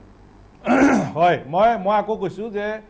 সন্মানীয় শিক্ষামন্ত্ৰী হিমন্ত বিশ্ব শৰ্মা ডাঙৰীয়াই প্ৰধান শিক্ষকক মাতি কথা পাতিব পাৰে তেওঁ জবাবদিহি কৰিব পাৰে পৰীক্ষাৰ ফলাফল কিয় বেয়া হ'ল ওপৰ জুপুৰি প্ৰশ্ন কৰিব পাৰে সকলো কৰিব পাৰে সকলো অধিকাৰ শিক্ষামন্ত্ৰীগৰাকীৰ আছে কিন্তু এইটো পদ্ধতিৰ দ্বাৰা নহয় ৰুমৰ ভিতৰত কনফাৰেন্স হলৰ ভিতৰত যি কৰে তেওঁ যে শিক্ষামন্ত্ৰী যে সোধাৰ দায়িত্ব আছে অধিকাৰো আছে কিন্তু এনেকৈ লাইভ টেলিকাষ্ট কৰি এই ধৰণৰ এই পদ্ধতিটো কেতিয়াও শুদ্ধ নহয় স্বাস্থ্যকৰ নহয় গ্ৰহণযোগ্য নহয় আৰু শিক্ষক সমাজক সামগ্ৰিকভাৱে শিক্ষক সমাজলৈ এটা বাৰ্তা গৈছে আৰু এই বাৰ্তাটো কেতিয়াও গ্ৰহণযোগ্য হ'ব নোৱাৰে সেই কথাটো মই বাৰম্বাৰ কৈছোঁ আৰু বাৰম্বাৰ কৈ যাম দ্বিতীয় কথাটো হ'ল যে এই গোটেই কথাবোৰ পাতি থকা যায় আমাৰ মূল লক্ষ্যটো কি মূল লক্ষ্যটো হ'ল ছাত্ৰ ছাত্ৰীৰ মংগল আমাৰ ছাত্ৰ ছাত্ৰীৰ সুৰক্ষিত ভৱিষ্যত সেই বিষয়টোৰ প্ৰাধান্য দিয়া হৈছে নে নাই মই যদি কেইটামান কথা যদি উত্থাপন কৰোঁ যে সেৱা এটা জাতীয় অনুষ্ঠান প্ৰায় 4 লাখ ল'ৰা ছোৱালী ইয়াৰ অন্তৰ্গত শিক্ষা গ্ৰহণ কৰে সেই অসমীয়াই হওক বড়োৱে হওক বা ইংৰাজী মাধ্যমৰ সেৱাৰ অন্তৰ্গত শিক্ষানুষ্ঠানৰ ছাত্ৰ ছাত্ৰী এটা শিক্ষা গ্ৰহণ কৰে এই সেৱা অনুষ্ঠানটো যোৱা এবছৰত 3জন তদৰ্থ ভাৰপ্ৰাপ্ত অধ্যক্ষৰে কিন্তু চলি আছে 4 লাখ ল'ৰা ছোৱালীৰ ভৱিষ্যত যোনে গতি ঠিক কৰে সেই অনুষ্ঠানটোৰ 3জন তদৰ্থ অধ্যক্ষৰে কিন্তু অনুষ্ঠানটো পৰিচালনা কৰি দিয়া হ'ল যাৰ পৰিণতি আমি দেখা পালোঁ যোৱাবাৰ মেট্ৰিক পৰীক্ষাত আকৌ খেলি মেলি কিয় পৰীক্ষা শেষ হোৱাৰ লগে লগে কিয় এজন স্থায়ী অধ্যক্ষ কিয় মনোনীত নহয় তাৰ কাৰণে জবাব কোনে দিব আৰু উপাচাৰ্য সমপৰ্যায়ৰ এজন অধ্যক্ষ পঞ্জীয়কৰ সমপৰ্যায়ৰ এজন সচিব এখন বিশিষ্ট শিক্ষাবিদৰ এখন শক্তিশালী পৰিচালনা কমিটি গঠন কৰি 5 বছৰীয়া কাৰ্যকালৰ কাৰণে সেৱা কিয় কাৰ্যকলাপ কৰিবলৈ দিয়া নহয় কাৰণ ল'ৰা ছোৱালীৰ মংগলৰ লগত এই বিষয়টো জড়িত এই কামটো নোহোৱাৰ কাৰণে কোন জবাবদিহি হ'ব সন্মানীয় শিক্ষামন্ত্ৰীগৰাকী জবাবদিহি হ'ব নে কোন জবাবদিহি হ'ব দ্বিতীয় কথাটো হ'ল যে বিদ্যালয়সমূহৰ এটা শৈক্ষিক মূল্যাংকন লাগে এইটো কথা হয় আজি প্ৰাথমিক বিদ্যালয়বিলাকত 5000 বিদ্যালয়ৰ এজনীয়া শিক্ষক প্ৰাক প্ৰাথমিক স্তৰ নাই 5 ফেল নোহাকে মই আকৌ কৈছো অষ্টম মান শ্ৰেণীলৈকে 5 ফেল নোহাকে গৈ আছে ভাল হৈছে নে বেয়া হৈছে ল'ৰা-ছোৱালী আমি ল'ৰা-ছোৱালী মংগলৰ কথা পাতিব লাগিব ভাল হোৱা নাই এই তাৰ কাৰণে জগৰীয়া কোন এই যে আমাৰ এটা প্ৰজন্মক যে বৌদ্ধিকভাৱে যে পংগু কৰি পেলোৱা হৈছে তাৰ কাৰণে জগৰীয়া কোন তাৰ কাৰণে জবাব কোনে দিব আন এটা বিষয় হ'ল যে কিতাপ পত্ৰ বছৰৰ সময়মতে পোৱা নাই এইবাৰ এই কিতাপ পত্ৰ অসমীয়া মাধ্যমে হওক বড়োৱে হওক এটা বড়োৰ লগত ৰাভা মিচিং তিৱা তাই প্ৰাথমিক স্তৰলৈকে স্বীকৃতি পাইছে ক'ত কিতাপ আছে এই কিতাপবিলাক নোপোৱাৰ কাৰণে জবাবদিহি কোন হ'ব আৰু সেই কাৰণে আমাৰ বিদ্যালয়সমূহৰ ক্ষেত্ৰত আমি এটা প্ৰস্তাৱ দি আছিলোঁ যে এই বিদ্যালয়সমূহ সঘনে পৰিদৰ্শন হ'ব লাগে যোৱা এটা বছৰ মই আগৰ 15 বছৰটো বুজি পালোঁ 15 বছৰ বেয়া কাম কৰাৰ কাৰণেতো কংগ্ৰেছক আমি সকলোৱে প্ৰত্যাখ্যান কৰিছে ৰাইজে হয় কিন্তু এই বিদ্যালয় পৰিদৰ্শকসকলে যে বিদ্যালয় পৰিদৰ্শন নকৰিলে এটা বছৰত এজনো বিদ্যালয় পৰিদৰ্শকৰ ওপৰত আমি একশ্যন লোৱা আমি দেখিলোঁ নেকি আমি দেখা নাই আৰু সেইকাৰণে বিদ্যালয়সমূহ পৰিদৰ্শন হ'ব লাগে যি বিদ্যালয়ৰ প্ৰধান শিক্ষকে বা শিক্ষকে যদি ভালকৈ কাম কাজ কৰা নাই পৰিদৰ্শনৰ দ্বাৰা চৰকাৰী ব্যৱস্থাৰ দ্বাৰা এটা তদাৰক কৰিব লাগে সেই ব্যৱস্থাবোৰ হ'ব লাগে অসম জাতীয় বিদ্যালয় নুনমাটিৰ ব্যক্তিগত খণ্ডৰ অসমীয়া মাধ্যমৰ বিদ্যালয় যদি সফল হ'ব পাৰে চৰকাৰী খণ্ডৰ সেই আৰ্হিটো কিয় প্ৰযোজ্য হ'ব নোৱাৰে কিয় আনিব নোৱাৰে কিহৰ বাধা আছে এইটো আৰু আমাৰ ক'বলগীয়া আছে যে বিদ্যালয়সমূহ মূল্যাংকনৰ ব্যৱস্থা হ'ব লাগে মই আজিৰ প্ৰাগ চেনেলৰ জৰিয়তে সন্মানীয় অযুত ভূঞা ডাঙৰীয়াৰ নেতৃত্বত চলাই আলোচনাৰ জৰিয়তে মই এটা প্ৰস্তাৱ দিব খোজোঁ ভূঞা ডাঙৰীয়াৰ জৰিয়তে সেই প্ৰস্তাৱটো হ'ল যে অসমৰ বিশ্ববিদ্যালয় মহাবিদ্যালয়বিলাকত নাকৰ ব্যৱস্থা আছে তাত পৰ্যালোচনা হয় নাকে গ্ৰেড দিয়ে এটা লাভ হৈছে আমাৰ বিশ্ববিদ্যালয় মহাবিদ্যালয়বিলাকত আমাৰ বিদ্যালয়বিলাকৰ ক্ষেত্ৰত কি আছে একো নাই সেইকাৰণে অসমত বিদ্যালয়সমূহক অধিক গতিশীল কৰি আগুৱাই নিবৰ কাৰণে অসমত বিদ্যালয় মূল্যাংকন আয়োগ স্কুল এছেছমেণ্ট কমিশ্যন এখন গঠন কৰিব লাগে আমাৰ সন্মানীয় শিক্ষাবিদসকলৰ দ্বাৰা নাকৰ দৰে আৰু সেইটো কৰিলে আমাৰ বিদ্যালয়বোৰ গতিশীল হ'ব ভাল হ'ব কি টুকুৰা টুকুৰিকৈ কিন্তু গ্ৰেড দিলে কিন্তু আকৌ চমক সৃষ্টি হ'ব আমি শুনিছোঁ টুকুৰা টুকুৰিকৈ বোলে গ্ৰেড দিব আকৌ চমক গতিকে আমি ভাবোঁ যে বিদ্যালয়সমূহ বচাবলৈ হ'লে বিদ্যালয় মূল্যাংকন আয়োগ স্কুল এছেছমেণ্ট কমিশ্যন এখন শীঘ্ৰে গঠন কৰিব লাগে আৰু আমি আৰু এটা কথা ক'ব খোজোঁ যে অসম চৰকাৰে যে আমি শুনিছোঁ যে আমাৰ বিদ্যালয়সমূহক সন্মানীয় বিধায়কসকলৰ জৰিয়তে 10 লাখ টকাকৈ নিকেতনৰ বিদ্যালয়সমূহৰ ব্যক্তিগত খণ্ডৰ বিদ্যালয়ত পইচা দিব ঠিক আছে চৰকাৰে এটা চৰকাৰী পইচা ব্যক্তিগত খণ্ডৰ শিক্ষানুষ্ঠানত দিব খুজিছে এটা নীতি লৈছে বাকী ব্যক্তিগত খণ্ডৰ অসমীয়া মাধ্যমৰ বা মাতৃভাষা মাধ্যমৰ বিদ্যালয়বিলাকত টকা কিয় নিদিয়ে কিয় এই বৈষম্য কিয় অসম জাতীয় বিদ্যালয় নুনমাটিয়ে পাব নালাগে নেকি বড়ো মাধ্যমৰ UN একাডেমিয়ে পাব নালাগে নেকি আন ব্যক্তিগত খণ্ডৰ বিদ্যালয়বিলাকক নিদিয়ে কেইখনমানক দিয়ে এই নীতি বৈষম্যমূলক নীতি কি তাৰ কাৰণে জবাব কোনে দিব প্ৰশ্ন অজস্ৰ আছে অজস্ৰ প্ৰশ্নৰ উত্তৰ বহুত আছে কিন্তু আজি আমি এইটো কথাই ক'ব খুজিছো মূল লক্ষ্যটো হ'ব লাগে ল'ৰা-ছোৱালীৰ মংগল আৰু ল'ৰা-ছোৱালীৰ মংগলৰ কাৰণে সিদ্ধান্ত ল'ব লাগে আৰু সন্মানীয় শিক্ষকসকলক মাতি আনি শিক্ষামন্ত্ৰীয়ে প্ৰশ্ন সোধাৰ অধিকাৰ আছে জবাবদিহি কৰাৰ অধিকাৰ আছে কিন্তু এইটো পদ্ধতিত নহয় এই পদ্ধতিত আমাৰ আপত্তি আছে এই পদ্ধতি স্বাস্থ্যকৰ নহয় সমগ্ৰ শিক্ষা সমাজত ইয়াৰ দ্বাৰা এটা উপলুঙাৰ ভৎসনা কৰাৰ এটা টেণ্ডেঞ্চি এটা মনোবৃত্তি গঢ়ি উঠিব যিটো কেতিয়াও স্বাস্থ্যকৰ হ'ব নোৱাৰে নিশ্চয় হাফিজ আহমেদ ডাঙৰীয়া গুৰুত খবৰ যোগেদি মই আহিম আপোনাৰ ওচৰলৈ আহিম আপুনি ক'ব আপুনি নোট কৰি থৈ দিয়ক আপুনি নোট কৰি থৈ এইটো দিয়ক থাকি গৈছে কাৰণে মই এড কৰি দিছোঁ হাফিজ আহমেদ ডাঙৰীয়া গুণোৎ খবৰ যোগেদি বিদ্যালয়বিলাকৰ মূল্যায়নৰ এটা ব্যৱস্থা চৰকাৰে কিন্তু গ্ৰহণ কৰিছে মই আহিম গুণোৎসৱৰ কি গুণ আছিল মই গুণোৎসৱৰ কথাটো আমি শুনিছোঁ আমি দেখি আছোঁ কিন্তু এটা ষ্ট্ৰাকচাৰ্ড উপায়ত যাব লাগিব কেইজনমান বিষয়া গ'ল কেইজনমান মন্ত্ৰী বিধায়ক গ'ল ঠিক আছে এইটো তেখেতসকলে এটা পৰিৱেশন কৰিলে কিন্তু অসমত ষ্ট্ৰাকচাৰ্ড ব্যৱস্থা কি হ'ব নাকৰ দৰে বিদ্যালয় মূল্যাংকন আয়োগ কিয় গঠন নহয় অসমৰ শিক্ষাবিদসকলক লৈ এটা বিদ্যালয় মূল্যাংকন আয়োগ কিয় গঠন নহয় গঠনমূলক পৰামৰ্শসমূহ গ্ৰহণ কৰা নহয় কথাটো হৈছে যে সমজ্জল ভট্টাচাৰ্য ডাঙৰীয়াই যিখিনি কথা কৈছে গোটেইখিনি কথা আমি সমৰ্থন কৰোঁ আৰু দীৰ্ঘকাল আমি যিহেতুকে শিক্ষক হিচাপে শিক্ষা ব্যৱস্থাৰ লগত জড়িত হৈ আছোঁ শিক্ষা হ'ল এটা সমবাহু ত্ৰিভুজৰ দৰে এই তিনিওটা বাহু যদি সমান নহয় তেতিয়াহ'লে শিক্ষা ব্যৱস্থা কেতিয়াও সফল হ'ব নোৱাৰে মাননীয় শিক্ষামন্ত্ৰীয়ে এটা বাহুত ধৰিছে শিক্ষকত ধৰিছে মই ক'ব খোজা নাই যে সকলো শিক্ষকেই ধোৱা তুলসীৰ বাট শিক্ষকৰ মাজতো ভুল থাকিব পাৰে কিন্তু আমি যদি এটা সমবাহু ত্ৰিভুজৰ এটা বাহু ধৰি টানি থাকোঁ তেতিয়াহ'লে তাৰ ফলাফলটো কি হ'ব আজি কোনসকল ষ্টুডেণ্টছ আজি যিবোৰ আমাৰ অসমীয়া মাধ্যমৰ স্কুল কি পৰ্যায়ৰ কি মেৰিটৰ ষ্টুডেণ্ট সেইবোৰলৈ আহিছে নাই সেইকাৰণে মই কৈছোঁ 2 নম্বৰ কথাটো হৈছে যে অভিভাৱকসকল আজি ব্যক্তিগত খণ্ডৰ যিসকল ল'ৰা ছোৱালী ব্যক্তিগত খণ্ডত পঢ়ুৱায় সেই অভিভাৱকসকল কিমান সচেতন আৰু আমি ব্যক্তিগতভাৱে দেখিছোঁ যে ইংৰাজী বিষয়ত 0 পোৱাৰ পিছত টাৰ্মিনেল পৰীক্ষাত আমি যেতিয়া অভিভাৱকলৈ চিঠি দিওঁ সেই অভিভাৱকসকল নাহে স্কুলৰ ইনফ্ৰাষ্ট্ৰাকচাৰৰ কথা আছে ইকনমিক কণ্ডিশ্যনৰ কথা আছে আজি কিছুমান ক্ষেত্ৰত দেখা গৈছে আৰু স্কুলবোৰ কেনেকুৱা স্থানত অৱস্থিত RTA এক্ট কৰা হৈছে RTA এক্ট বাস্তৱত পৰিণত হৈছেনে গতিকে গোটেই দুখটো যদি আমি কেৱল শিক্ষকসকলৰ ওপৰত জাপি দিব খোজো মোৰ মতে এই কথাটো শুদ্ধ নহ'ব আৰু ভট্টাচাৰ্য ডাঙৰে যিটো কথা কৈছে যে স্কুল এছেছমেণ্ট কমিটি হ'ব লাগে এই দেখা গৈছে যে পশ্চিমবংগৰ দৰে ষ্টেটত তেওঁলোকে কেতিয়াবাই কৰিছে মই অকল বিজেপিৰ কথা ক'ব খোজা নাই কংগ্ৰেছৰ কথা মানে এই দুটা দলে যিহেতুকে শাসনত আছে দীৰ্ঘকাল কংগ্ৰেছে আমাৰ এই শিক্ষা ব্যৱস্থাটো চলাইছিল আৰু যদি আমি আচলতে অসমীয়া মাধ্যমৰ হওক বড়ো মাধ্যমৰ হওক এই স্কুলবোৰ বচাব খুজিছোঁ এনেকৈ সেই যে শংকৰ গুৰুৱে যিটো কথা মাধৱ গুৰুক কৈছিলে যে গছৰ গুৰিত পানী ঢালা ডালে পাতে পানী ঢালি লাভ নাই শিক্ষা ব্যৱস্থা যদি সংস্কাৰ কৰিব লাগে তেতিয়াহ'লে আমি গুৰিত ধৰিব লাগিব গোটেই ছিষ্টেমটো চেঞ্জ কৰাৰ সময় আহি গৈছে যদি ক্লাছ 8ৰ ল'ৰাই ভালকৈ নিজৰ নামটো লিখিব নোৱাৰে হায়াৰ ছেকেণ্ডাৰী ফাৰ্ষ্ট ইয়াৰৰ ল'ৰাটোৱে আহি তেওঁৰ এড্ৰেছ লিখিব নোৱাৰে এই যে পাছ ফেল এই কথাটো বহুবাৰ আলোচনা হৈছে এই চলে অজিত কুমাৰ ভাইনা সামগ্ৰিক পৰিৱেশটো ইতিমধ্যে ডক্টৰ সমুজল কুমাৰ ভট্টাচাৰ্য ডাঙৰে ক'লে এই পৰিৱেশ সম্পূৰ্ণ সলনি নোহোৱাকৈ কেৱল শিক্ষকক মাতি আপুনি ভাবে যে ৰাজনৈতিক এটা চমক আৰু হাততালিও হাত চাপৰিও পাব বহুতৰে হয়তো এই ঘটনাত মই প্ৰথমে কৈছোঁ যিটো এতিয়া হাফিজ আহমেদে কৈছে যে উপসৰ্গ মূল বেমাৰ যদিয়ালৈকে আমি চিকিৎসা নকৰোঁ তেতিয়ালৈকে বেমাৰ কেতিয়াও ভাল নহয় আজি ইয়াত কাইলৈ তাত এইটো ধৰিছোঁ ইয়াত যিমানবোৰ সমস্যাৰ কথা ওলালে এতিয়া প্ৰতিটো সমস্যাই একোটা জ্বলন্ত সমস্যা পাঠ্যপুথিৰ সমস্যা শিক্ষকৰ সমস্যা দৰমহাৰ সমস্যা কত এশএবুৰি সমস্যা এইখিনিতে মই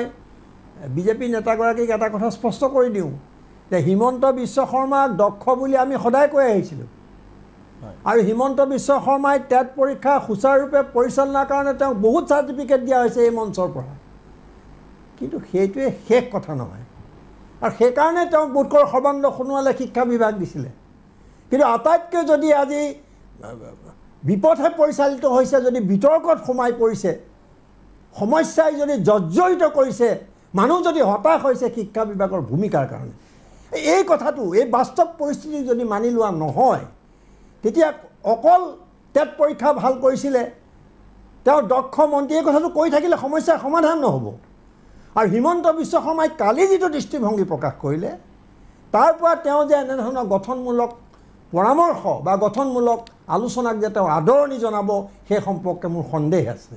গতিকে এই যে সমস্যাবোৰ আজি কোৱা হ'ল সমুদ্ৰ ভট্টাচাৰ্যে ক'লে দত্তইও কৈছে শৰ্মা সকলোৱে যে কৈছে তে এই সমস্যাবিলাকৰ কাৰণে কাক দায়ী কৰা হ'ল ইমান দিনে চৰকাৰী শিক্ষকসকল যদি তেওঁলোক অযোগ্য তেতিয়া ইমান ডাঙৰ অসমত বোধকৈ আটাইতকৈ কৰ্মচাৰী বেছি অসমৰ শিক্ষা বিভাগত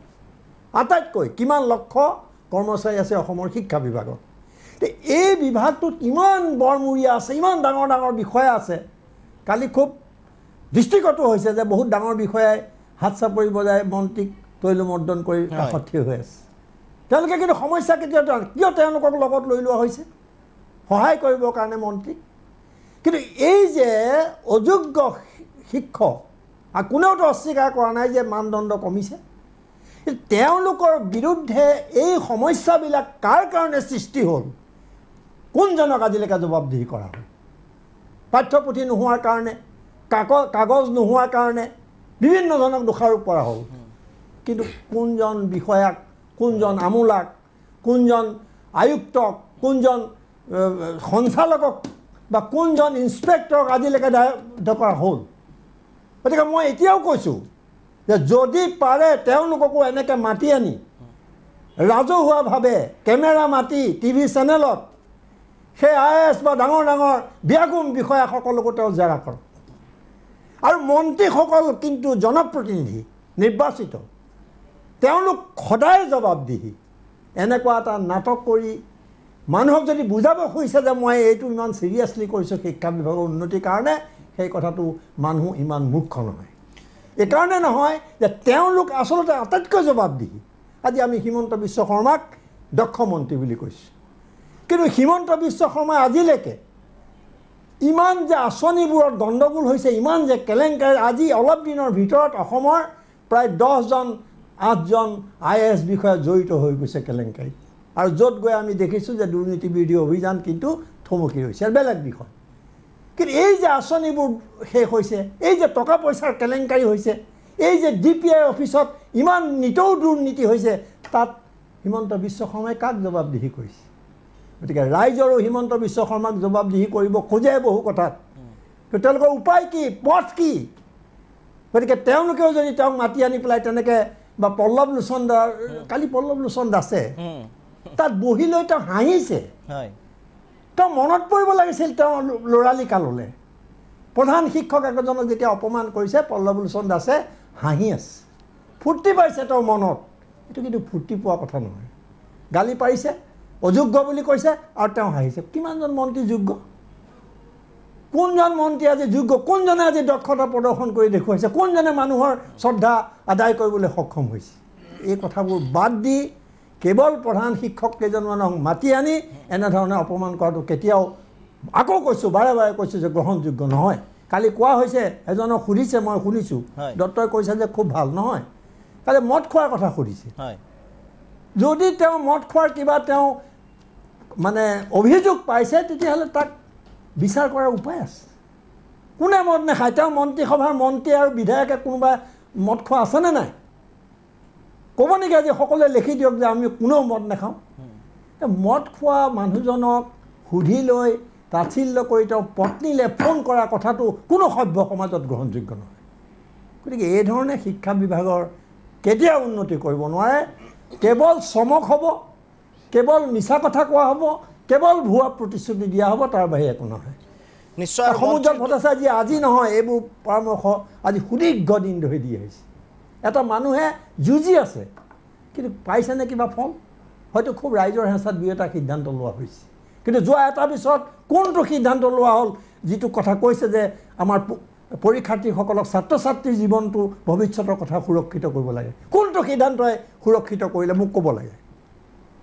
নিশ্চয় প্ৰশ্ন এটাই যে কেবিনেট মন্ত্ৰীসকল সকলো মন্ত্ৰীসকল অহাৰ পিছত ৰাইজে যদি এনেকৈ প্ৰশ্ন সোধে সেই সুবিধা দিব নাই মন্ত্ৰীসকলে ডাঙৰ প্ৰশ্ন জবাবদিহি হ'ব নাই বিৰতিৰ পিছত আমি উভতি আহিম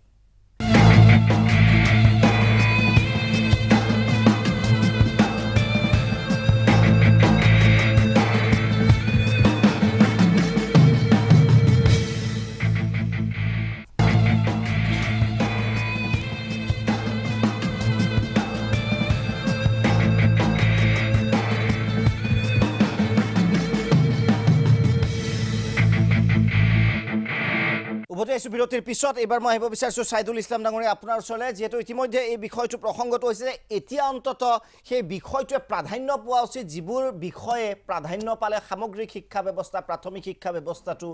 যি মজলীয়া বিদ্যালয়সমূহৰ এতিয়া সামগ্ৰিক উন্নয়ন হয় সাইদুল ইছলাম মূলত কথাটো হ'ল মাছ মূৰৰ পৰাই গেলে আৰু শিক্ষা ব্যৱস্থাটো মূৰৰ পৰাই গেলিছে আৰু এই যিটো সৰ্বশিক্ষা এই সৰ্বশিক্ষা বিভিন্ন ধৰণৰ বিদ্যালয় গৃহকে যদি কিছু কিছু সুবিধা কৰি দিছে যদিও সমগ্ৰ যি শিক্ষা ব্যৱস্থা এই শিক্ষা ব্যৱস্থাটোক এক প্ৰকাৰ ই ভাঙি পেলাইছে আৰু এই ভাঙি পেলাই শিক্ষা ব্যৱস্থাটোৰ মূল যিটো কেৰণ সেই কথা সেই মই ব্যক্তিগতভাৱে ভাবোঁ সেইটো হৈছে বছৰেকীয়া পৰীক্ষাটো যে উঠাই দিয়া হ'ল সেইটোৱে কিন্তু বিভিন্ন ধৰণে ক্ষতি কৰিছে আৰু মই শিক্ষামন্ত্ৰী ডাঙৰীয়াক সেই ক্ষেত্ৰত পুনৰ বিবেচনা কৰিবলৈ আহ্বান জনাইছোঁ লগতে যিসকল বিদ্যালয় যিকেইখন বিদ্যালয়ত অসমত আজিও এজনীয়া শিক্ষকে শিক্ষকতা কৰি আছে সেইসকল শিক্ষককো মাতি পেলাই সোধক যে আপুনি কেনেকৈ শিক্ষানুষ্ঠান চলাইছে সেইখন বিদ্যালয় পৰিচালনা সমিতিক মাতি সোধক এই কথাখিনি কিন্তু তেখেতে এৰি চলিলে নহ'ব অন্য এটা কথা হ'ল আজি আমি যিখিনি যি বাতৰি বিভিন্ন ধৰণৰ প্ৰকাশ পাইছে প্ৰায় 10,000তকৈ অধিক শিক্ষকৰ পদ খালী আছে এই পদসমূহ কেতিয়া তেওঁ পুনৰ ফিল আপ কৰিব সেই ব্যৱস্থাটো কিন্তু তেওঁ কালিও কোৱা নাই আৰু ভৱিষ্যতে এই ব্যৱস্থাৰ ক্ষেত্ৰত যদি এটা পজিটিভ তেওঁ এটিটিউড লয় সেইটো ভাল কথা হ'ব কিন্তু এটা কথা মই পুনৰ ক'ম কালি তেওঁ শিক্ষককে নহয় ছাত্ৰ ছাত্ৰীসকলক কিছু তুলুঙা মন্তব্য কৰা দেখা গ'ল এগৰাকী শিক্ষয়িত্ৰী কৈছিল চাগে তেওঁ কৈছিল যে যোৱাবাৰ মোৰ প্ৰথম বিভাগত উত্তীৰ্ণ হৈছে তেতিয়া তেওঁ কৈছিল নহয় যোৱাবাৰ আপোনাৰ নকল কৰিব দিছিল চাগে এইবাৰ দিয়া নাই সেইকাৰণে এই ধৰণৰ কথাটো হ'ল এনেকুৱা যদি বক্তব্য কৰা হয় আল্টিমেটলি কি হ'ব আল্টিমেটলি আমি হতাশ হ'ম অসমৰ যি তৃণমূলৰ মানুহ আছে সেইখিনি হতাশ হ'ব আৰু এটা উল্লেখনীয় দিশ হ'ল মই এটা শিক্ষামন্ত্ৰীগৰাকীক যদি সন্দেহৰ আৱৰ্তত ৰাখি চাওঁ তেওঁৰ যি নিকেতনৰ প্ৰতি এটা অত্যাধিক আনুগত্য সেই আনুগত্যৰ কাৰণে হয়তো কালি এটা এনেকুৱা ৰাজহুৱাভাৱে এটা লাইভ এটা সম্প্ৰচাৰ কৰা আমি অনুভৱ কৰিছোঁ এইকাৰণেই যে আজি ৰাজহুৱা শিক্ষা ব্যৱস্থাটো উলংঘ ৰূপত দেখাই দিছে যে আমাৰ এইটো শিক্ষা ব্যৱস্থা মই শিক্ষামন্ত্ৰী মই চবেই দক্ষ বুলি ভাবে তাৰপিছতো এইটো অৱস্থা গতিকে আপোনালোকে বিকল্প চিন্তা কৰিব লাগিব সেই বিকল্পটো হয়তো এইটো হ'ব পাৰে সেইটো হ'ব পাৰে যদি এইটো হয় মই হিমন্ত বিশ্ব শৰ্মা ডাঙৰীয়াক অসমৰ ৰাইজৰ ওচৰত ক্ষমা প্ৰাৰ্থনা ক্ষমা খুজিবলৈ আহ্বান জনাইছোঁ আৰু লগতে তেওঁ যদি নিজৰ ব্যৰ্থতা শিক্ষামন্ত্ৰী হিচাপে এই যি 0% নম্বৰ পালে সেই ক্ষেত্ৰত তেওঁ নিজকে সেই মুৰব্বী হিচাপে ব্যৰ্থ বুলি ঘোষণা কৰক আৰু নিজৰ ওপৰতে ৰেছপন্সিবিলিটি ফিক্স কৰি তেওঁ এই ক্ষেত্ৰত নিশ্চয় ভিআৰএছ লোক শিক্ষামন্ত্ৰী দত্ত ডাঙৰীয়া আপোনাৰ ওচৰত আহিব বিচাৰিছোঁ তেখেতে যিখিনি কথা কৈছে সেইখিনি সম্পূৰ্ণ ৰাজনৈতিক উদ্দেশ্য প্ৰণোদিত আৰু ৰাজনৈতিক উদ্দেশ্য প্ৰণোদিতভাৱে তেখেতে বক্তব্যখিনি ৰাখিছে আমাৰ কোনো ৰাজনৈতিক উদ্দেশ্য নাই আমি অসমৰ জাতীয় আপোনালোক এতিয়ালৈকে বক্তব্যখনে ভৱিষ্যতৰ আপোনালোকৰ প্ৰব্লেমটো কি হৈছে এটা কথা শুনক একচেপ্ট নকৰে স্বীকাৰ নকৰে যে ভুল হৈছে সমস্যা হৈছে যি ধৰণে ষ্টেটু চেপা দিলে আপোনালোকে আদৰ্শ শিক্ষকৰ ক্ষেত্ৰত যি ব্যৱস্থা গ্ৰহণ কৰিলে এই ক্ষেত্ৰত কিন্তু অসমৰ শিক্ষা ব্যৱস্থাটো সংস্কাৰ কৰিব লাগে সংস্কাৰ লাগে আমিও কৈছোঁ কিন্তু সংস্কাৰ মানে গঠনমূলক পৰামৰ্শ আছে গঠনমূলক পৰামৰ্শখিনি দিয়ক আজি আপুনি শংকৰদেৱৰ আদৰ্শৰে নিৰ্যাসিত এখন সমাজ ব্যৱস্থা কোনো কাৰণতে এটা ব্যৱস্থা হ'ব নোৱাৰে আমি শংকৰদেৱৰ আদৰ্শৰে পালিত এখন সমাজ ব্যৱস্থা এই সমাজ ব্যৱস্থাই আমাক এই শিক্ষা কেতিয়াও দিয়া নাই আমি আহ্বান জনাইছোঁ আপোনালোকে নিজৰ ফালে আঙুলি টুৱাই চাওক আপোনালোকে হয় আমি মানি লৈছোঁ শিক্ষকৰ দোষ আছে সেই শিক্ষকসকলক আপোনালোকে ছাছপেণ্ড কৰক এগৰাকী মতা শিক্ষকক আপোনালোকে ৰাজহুৱাভাৱে গালি পাৰাতকৈ তেওঁলোকে এখন ভিআৰএছ লেটাৰ পঠাই দিয়ক আপোনালোকে সেইখিনি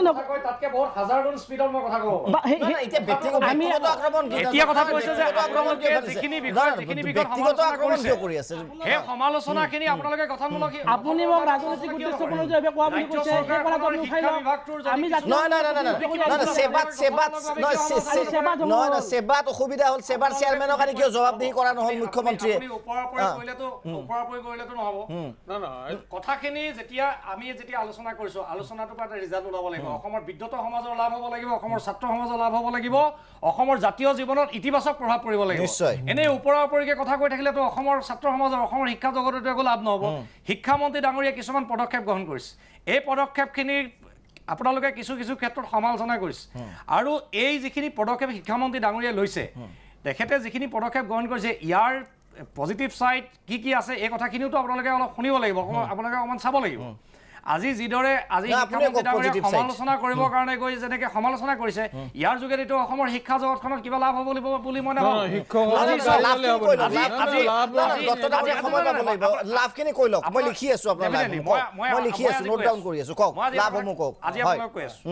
আজি প্ৰাথমিক পৰ্যায়ৰ পৰা বিশ্ববিদ্যালয় পৰ্যায়লৈকে আজি প্ৰতিটো স্তৰত অসমৰ শিক্ষা বিভাগে শিক্ষা খণ্ডটো সংস্কাৰ কৰাৰ কাৰণে বিভিন্ন ধৰণৰ পদক্ষেপ লৈছে এই সমস্যাখিনি আজি শিক্ষক সমাজৰ বা আজি অসমৰ শিক্ষা জগতৰ যিখিনি সমস্যা এইখিনি আজিৰ সমস্যা নহয় আমি যেতিয়া কলেজত পঢ়ি আছিলোঁ তেতিয়াৰ পৰা এই সমস্যাবিলাক আছে আৰু এই সমস্যাবিলাক পৰ্যায়ক্ৰমে সমাধান কৰাৰ কাৰণে চৰকাৰখনৰ ফালৰ পৰা যিখিনি দৃষ্টিভংগী লোৱা হৈছে যিখিনি ব্যৱস্থা লোৱা হৈছে এই ব্যৱস্থাখিনিৰ মাজত যদি কিবা কেৰুণ থাকি গৈছে মই এই কথাটোকে কৈছোঁ যে এইখিনি সেই সমালোচনাখিনি গঠনমূলক হওক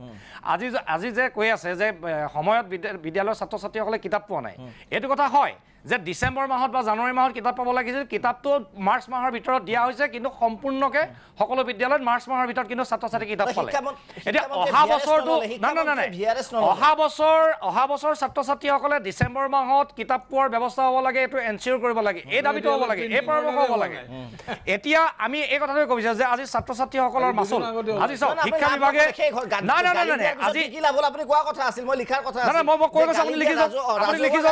আজি অসমৰ আমাৰ চৰকাৰখন অহাৰ পিছত অসমৰ 1,40,000 ছাত্ৰ ছাত্ৰীক দুখীয়া পৰিয়ালৰ ছাত্ৰ ছাত্ৰীক আজি কলেজত বিনামূলীয়াকৈ এডমিশ্যন লোৱাৰ ব্যৱস্থা কৰি দিয়া হ'ল এইটো ভাল কাম হৈছে নে আপোনালোকে কওক এইটো লিখক আজি পৰ্যায়ক্ৰমে অহা বছৰ অসমৰ ছাত্ৰ ছাত্ৰীসকলক হায়াৰ ছেকেণ্ডেৰী 11-12 ছাত্ৰ ছাত্ৰীসকলক বিনামূলীয়া পাঠ্যপুথি দিয়াৰ ব্যৱস্থা হৈছে এইটো ভাল পদক্ষেপ হয় নে নহয় এই কথাটো আপোনালোকে কওক আজি পৰ্যায়ক্ৰমে বিশ্ববিদ্যালয়ৰ পৰ্যায়লৈকে ছাত্ৰ ছাত্ৰীসকলক আজি বিনামূলীয়া পাঠ্যপুথি দিয়াৰ ব্যৱস্থা গ্ৰহণ কৰা হৈছে এইটো ভাল হৈছে নে নাই কওক আজি অসমৰ ছাত্ৰ ছাত্ৰীসকলৰ স্কলাৰশ্বিপ কংগ্ৰেছ চৰকাৰৰ দিনত বন্ধ হৈ আছিল আজি স্কলাৰশ্বিপ দিয়াৰ ব্যৱস্থা কৰা হৈছে আজি অসমৰ প্ৰতিটো ছাত্ৰ ছাত্ৰীক আজি ছাত্ৰবৃত্তি দিয়াৰ ব্যৱস্থা কৰা হৈছে এইটো অসমৰ বিদ্যুৎ সমাজৰ কাৰণে ভাল হৈছে নে আজি মানে মই কৈ আছো আজি অসমৰ ছাত্ৰ ছাত্ৰীসকলক স্কলাৰশ্বিপ দিয়াৰ ব্যৱস্থা কৰা হৈছে আজি সংখ্যালঘু বৰ্ডৰ পৰা স্কলাৰশ্বিপ দিয়াৰ ব্যৱস্থা কৰা হৈছে আজি জনজাতি কল্যাণ মন্ত্ৰালয়ৰ পৰা স্কলাৰশ্বিপ দিয়াৰ ব্যৱস্থা কৰা হৈছে এইখিনি ভাল কাম হৈছে নে এই কথাখিনি শিক্ষকসকলক জবাবদিহি যিসকল শিক্ষকে কৰ্তব্যত গাফিলতি কৰে তেখেতসকলক জবাবদিহি কৰাৰ প্ৰয়োজন আছে আজি এই কথাখিনি এই সমালোচনা কৰাৰ যিটো পদ্ধতি এই পদ্ধতি সম্পৰ্কত গঠনমূলক পৰামৰ্শ আগবঢ়াওক আমাৰ আপত্তি নাই যিখিনি কাম আজি অসমৰ শিক্ষা বিভাগে অসমৰ চৰকাৰে আজি যিখিনি কাম শিক্ষা ব্যৱস্থাটোৰ উন্নয়নৰ কাৰণে সংস্কাৰৰ কাৰণে ছাত্ৰ ছাত্ৰীৰ কল্যাণৰ কাৰণে শিক্ষা জগতখনৰ ভালৰ কাৰণে কৰিছে সেই কথাখিনি স্বীকাৰ কৰক ডিজাইন শৰ্মা ডাঙৰীয়া আপোনাক মই যথেষ্ট ৰেছপেক্ট কৰোঁ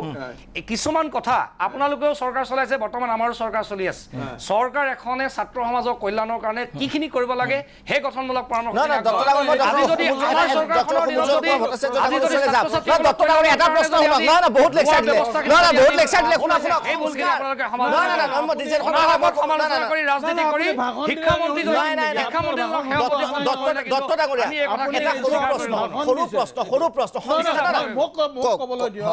ছাইদুল ইছলাম ডাঙৰীয়াই কৈছে যে ইয়াৰ গালি পাৰিলে এইটো ৰেছপনচিবিলিটি হেৰি কৰা হ'ব নেকি এই যি অৱস্থা হৈছে এই যে ফেইল কৰিছে তাৰ দায়িত্ব কাৰ ওপৰত তাৰ দায়িত্ব সৰ্বোচ্চ পদবীত যোন আছে তেওঁ আৰু মন্ত্ৰীয়ে তাৰ দায়িত্ব ল'ব লাগিব তাকে নকৰি আপুনি চৰকাৰে কি কৰিছে চৰকাৰে বিনামূলীয়া এডমিশ্যন দিছে এইটো চৰকাৰৰ ভাৰতীয় জনতা বিজেপিৰ পইচাৰে দিয়া নাই এইটো চৰকাৰৰ পইচা ৰাজহুৱা ধনৰ পইচাৰে গতিকে যিটো দায়িত্ব ল'ব লাগিব সেইটো মন্ত্ৰীয়ে ল'ব লাগিব এটা সময়ত শুনক মই এটা কওঁ দায়িত্ব স্বীকাৰ কৰাৰ কথা ৰেল মন্ত্ৰী হিচাপে লাল বাহাদুৰ শাস্ত্ৰীয়ে ৰেল এক্সিডেণ্ট হওঁতে পদত্যাগ কৰিছিলে ঠিক তেনেকৈ এল.এন. মিশ্ৰই ৰেল এক্সিডেণ্ট হওঁতে পদত্যাগ ৰেল মন্ত্ৰীয়ে ৰেল চলাই নেকি সেইটো আপুনি এতিয়া ক'লে সেইটো ঠিক আছে হাজাৰ কেলেংকাৰী হোৱাৰ পিছতো কংগ্ৰেছৰ মন্ত্ৰীয়ে 2G 3Gৰ পিছতো পদত্যাগ কৰা নাছিল নহয় দীপক নহয় এই কথাটো এটা যুক্তি আছে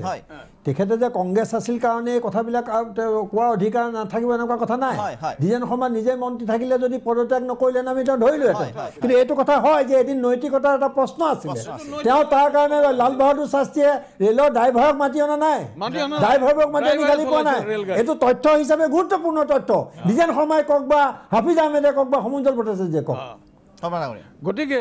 সেই দায়িত্ব স্বীকাৰ কৰিছিলে আজি শহীদুল ইছলামে সেই কথাটো উত্থাপন কৰিছে যে এই যে অৱস্থা হৈছে শিক্ষা বিভাগৰ বা আজি এডিটৰ ইন চিফ যিটো কথা কৈছে যে শিক্ষা বিভাগৰ যিটো অৱস্থা তাৰ কাৰণে দায়িত্ব ল'ব লাগিব শিক্ষামন্ত্ৰীয়ে আৰু চৰকাৰে শিক্ষামন্ত্ৰীয়ে দায়িত্ব লৈ তাৰ ব্যৱস্থা কৰিব লাগিব শিক্ষকসকলক মাতি আনি ৰাজহুৱা স্থানত অপমান কৰিলে টিভিৰ সন্মুখত গালি পাৰিলে শিক্ষাৰ পৰিৱৰ্তন নহয় ছাত্ৰসকলৰ কোনো কল্যাণ নহয় বুলি মোৰ ধাৰণা হয় সেইকাৰণে মই কৈছোঁ যে এই দায়িত্ব লৈ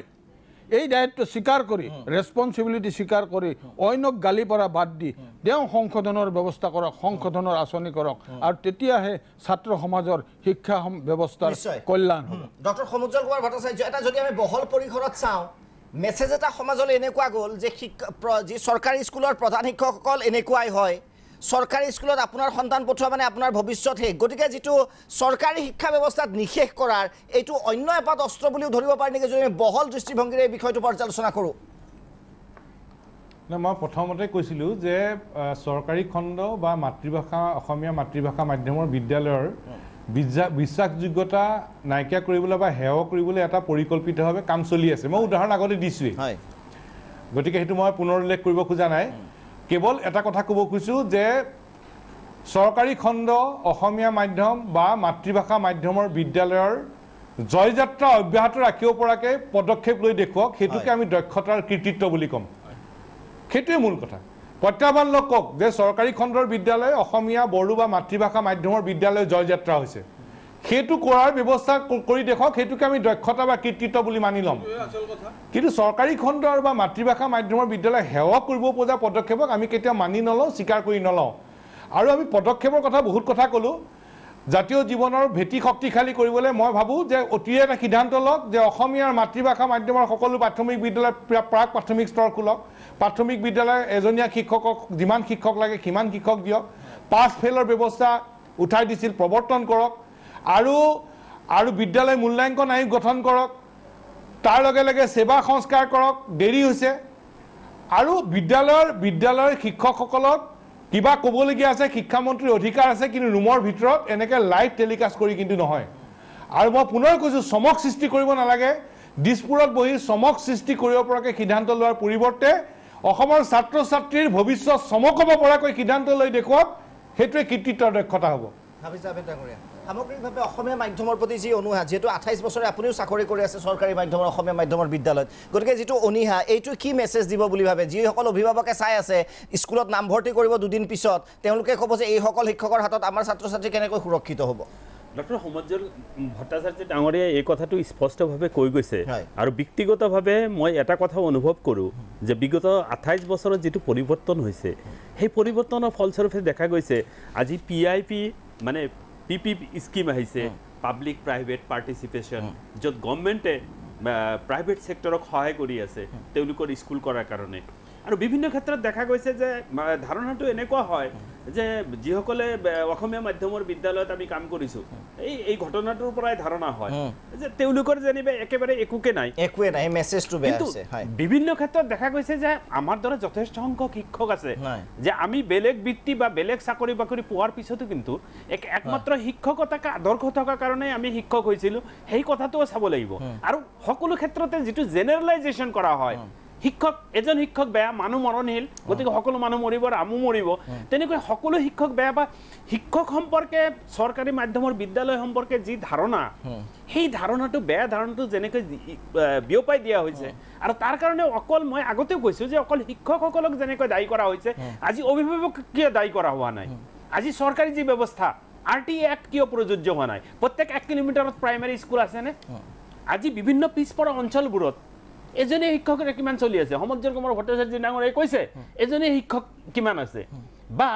ছাত্ৰ অনুপাতে যিমান শিক্ষক থাকিব লাগে সেইবোৰ আছেনে? সেই গোটেইখিনি কৰাৰ পিছতো যদি শিক্ষকসকলে সঠিকভাৱে তেওঁলোকে ক্লাছ নকৰে, তেওঁলোকে যদি সঠিক ৰিজাল্ট দেখুৱাব নোৱাৰে, গোটেইখিনি ইনফ্ৰাষ্ট্ৰাকচাৰৰ পৰা আৰম্ভ কৰি গোটেইখিনি সা সুবিধা দিয়াৰ পিছতো যদি দেখা যায় যে শিক্ষকসকল ব্যৰ্থ হৈছে, তেতিয়াহ'লে শিক্ষকসকলক গালি পাৰক, তেওঁলোকক ছাছপেণ্ড কৰক, তেওঁলোকক বৰখাস্ত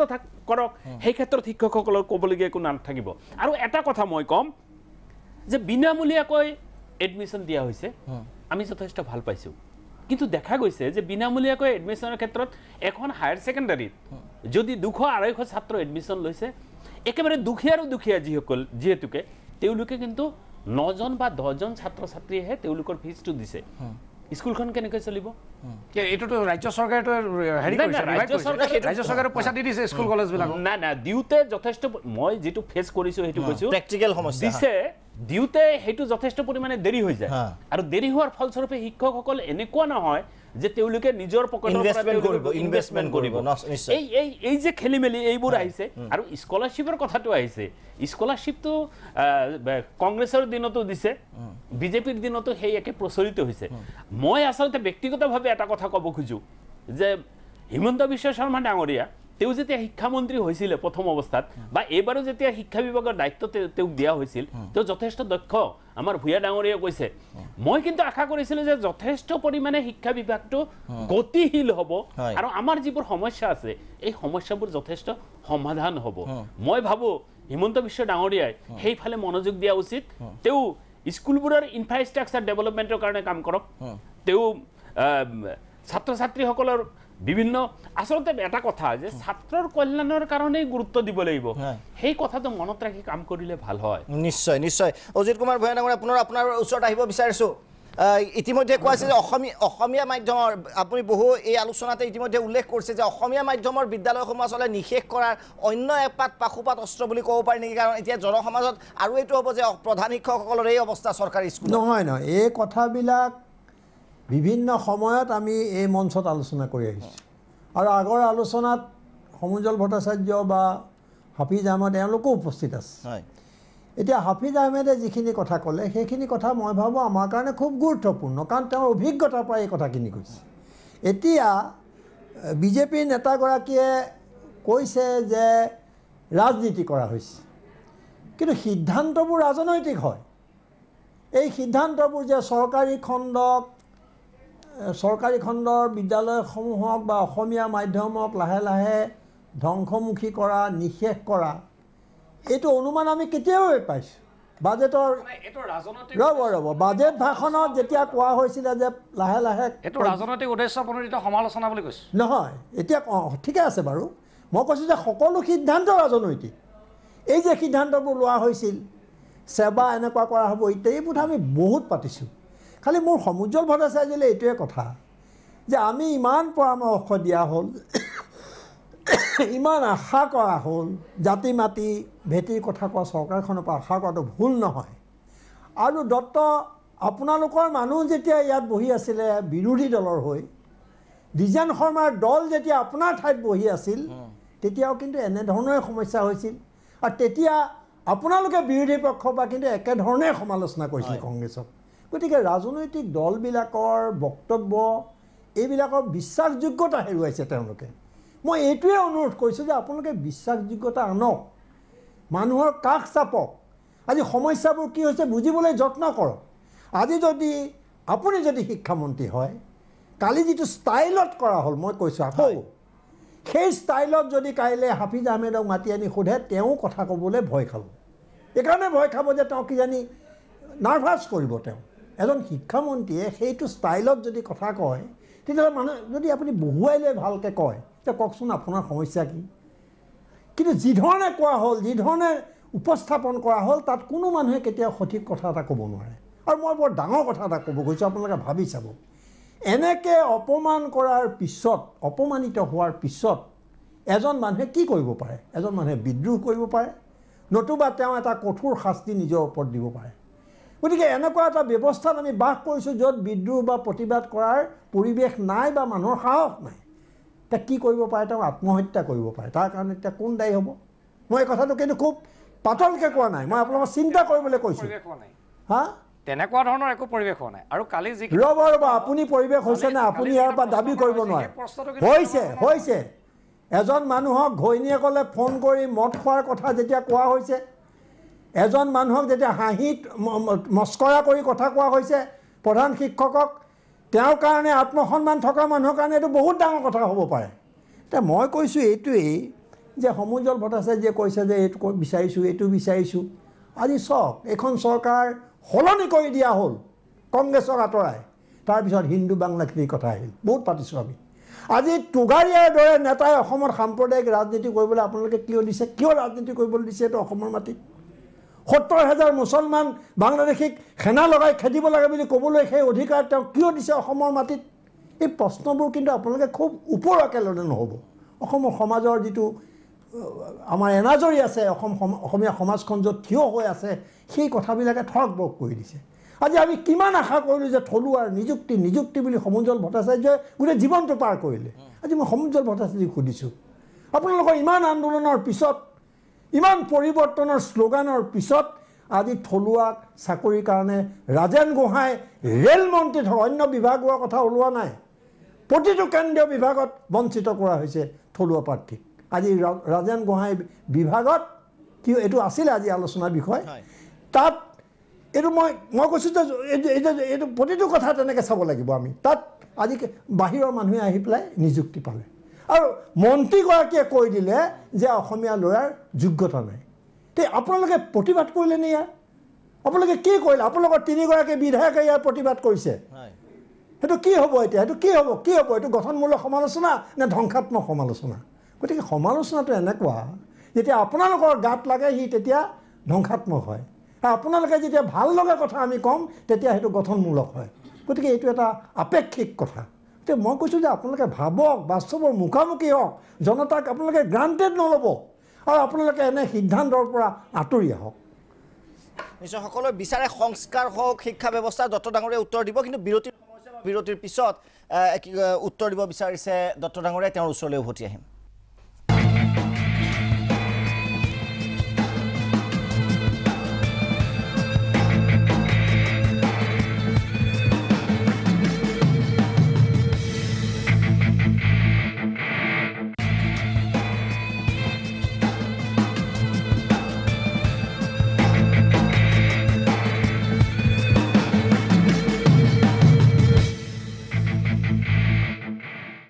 উভতি আহিছোঁ শেষ অংশলে 180টা ছেকেণ্ড বাকী আছে আমাৰ এই অনুষ্ঠানত গতিকে শেষ মন্তব্য মই দত্ত ডাঙৰীয়া আপুনি বিৰতি যোৱাৰ পূৰ্বে কিবা এটা প্ৰত্যুত্তৰ দিব বিচাৰিছিল খুব চমুকৈ তাৰপিছত মই শেষবাৰৰ বাবে ডক্টৰ সমুজ্জ্বল কুমাৰ ভট্টাচাৰ্য ডাঙৰীয়াৰ ওচৰলৈ যাম অসমত অসমীয়া মাধ্যমৰ ধৰি লওক 20,000তকৈ অধিক বিদ্যালয় আছে যিবিলাক বিদ্যালয়ৰ ছাত্ৰ ছাত্ৰীসকল হাইস্কুল শিক্ষান্ত পৰীক্ষাত অৱতীৰ্ণ হৈছিল তাৰ ভিতৰতে কিছুমান বিদ্যালয়ৰ ফলাফল শূন্য হ'ল আজি গৰিষ্ঠ সংখ্যক বিদ্যালয়ৰ ফলাফল ভাল আজি কিছু সংখ্যক বিদ্যালয়ৰ ফলাফল বেয়া আৰু যিটো কথা কৈছে যে এই কেইখনমান বিদ্যালয়ত ছাত্ৰ ছাত্ৰীৰ ৰিজাল্ট 0 হোৱাৰ কাৰণে শিক্ষামন্ত্ৰী পদত্যাগ এইটো আচলতে একেবাৰে বৰ হেৰি কথা হৈছে একেবাৰে মানে এইটো একেবাৰে তৰল যুক্তি আৰু আমি এই মঞ্চৰ যোগেদি এটা কথা আমি আহ্বান জনাব বিচাৰিছোঁ যে শিক্ষা জগতখনক সংস্কাৰৰ কাৰণে শিক্ষা বিভাগে যিখিনি পদক্ষেপ লৈছে এই পদক্ষেপখিনিত আৰু কি নতুন নতুন কথা এড কৰাৰ প্ৰয়োজন আছে এই গঠনমূলক পৰামৰ্শবিলাক শিক্ষা বিভাগেই নহয় অসম চৰকাৰে সদায় বিচাৰি আছে আৰু যিটো কথা কৈ আছে যে শিক্ষকসকলক মাতি আনি অকল মানে এছেছমেণ্ট কৰা হৈছে এইটো নহয় ইণ্টাৰেকশ্যনটো আজি বিদ্যালয়সমূহৰ পৰিদৰ্শক ব্লক এলিমেণ্টাৰী এডুকেশ্যন অফিচাৰ এইসকলৰ লগতো আজি বিভিন্ন সময়ত ৰিভিউ হৈছে আৰু স্বয়ং মুখ্যমন্ত্ৰী ডাঙৰীয়াই নিজেও কিছুমান বিদ্যালয়সমূহৰ পৰিদৰ্শক IAS বা আমাৰ ব্লক এলিমেণ্টাৰী এডুকেশ্যন অফিচাৰবিলাকৰ লগত সময়ে তেখেতেও ইণ্টাৰেকশ্যন কৰিছে আৰু শিক্ষা জগতখনৰ সংস্কাৰৰ কাৰণে অধিক ছাত্ৰ ছাত্ৰীসকলক ডক্টৰ সমুজ্জ্বল কুমাৰ ভট্টাচাৰ্য ডাঙৰীয়া শেষ মন্তব্য নিশ্চিতভাৱে অসম চৰকাৰে মই শিক্ষা এটা ছাত্ৰ অনুষ্ঠান হিচাপে ছাত্ৰ ছাত্ৰীৰ সুৰক্ষিত ভৱিষ্যতৰ বাবে শিক্ষা সম্পৰ্কীয় বিভিন্ন পৰামৰ্শ বুলি ইতিমধ্যে চৰকাৰক দিয়া আছে সেইখিনি চৰকাৰে কাৰ্যকৰী কৰাটো বিচাৰিছোঁ মই বিস্তৃত ব্যাখ্যা দিব নাযাওঁ কেৱল এটাই কথা ক'ব খুজিছোঁ এইবাৰ মানুহে হিল্লল ভাঙি মানুহে ভোট দিছিল আৰু ভোট দিয়াৰ মূল কাৰণটো আছিল খিলঞ্জীয়া মানুহৰ সুৰক্ষিত ভৱিষ্যত আৰু আজি যিটো আলোচনা হৈছে শিক্ষাৰ কথা বানপানীৰ কথা ৰঙা নদীৰ বানৰ কথা বিদেশী নাগৰিকৰ প্ৰব্ৰজনৰ কথা থলুৱা নিযুক্তিৰ কথা এই যিবোৰ মঞ্চত আলোচনা হৈছে অসমৰ মানুহে যিবোৰ কথা মনত কৈ আছে এই মনৰ কথাবোৰ যোৱা এবছৰত মানুহে কৈ আছে এবছৰ চৰকাৰখনৰ হিচাপ নিকাচ কৰাৰ কাৰণে সময় কম কিন্তু চৰকাৰখনৰ দৃষ্টিভংগী ঠিক কৰাৰ কাৰণে এবছৰ যথেষ্ট মানুহৰ অনুভৱবিলাক দেৱালত লিখা আছে গতিকে আমি এই কথাই ক'ব খুজিছোঁ চৰকাৰে দেৱালৰ লিখন পঢ়ক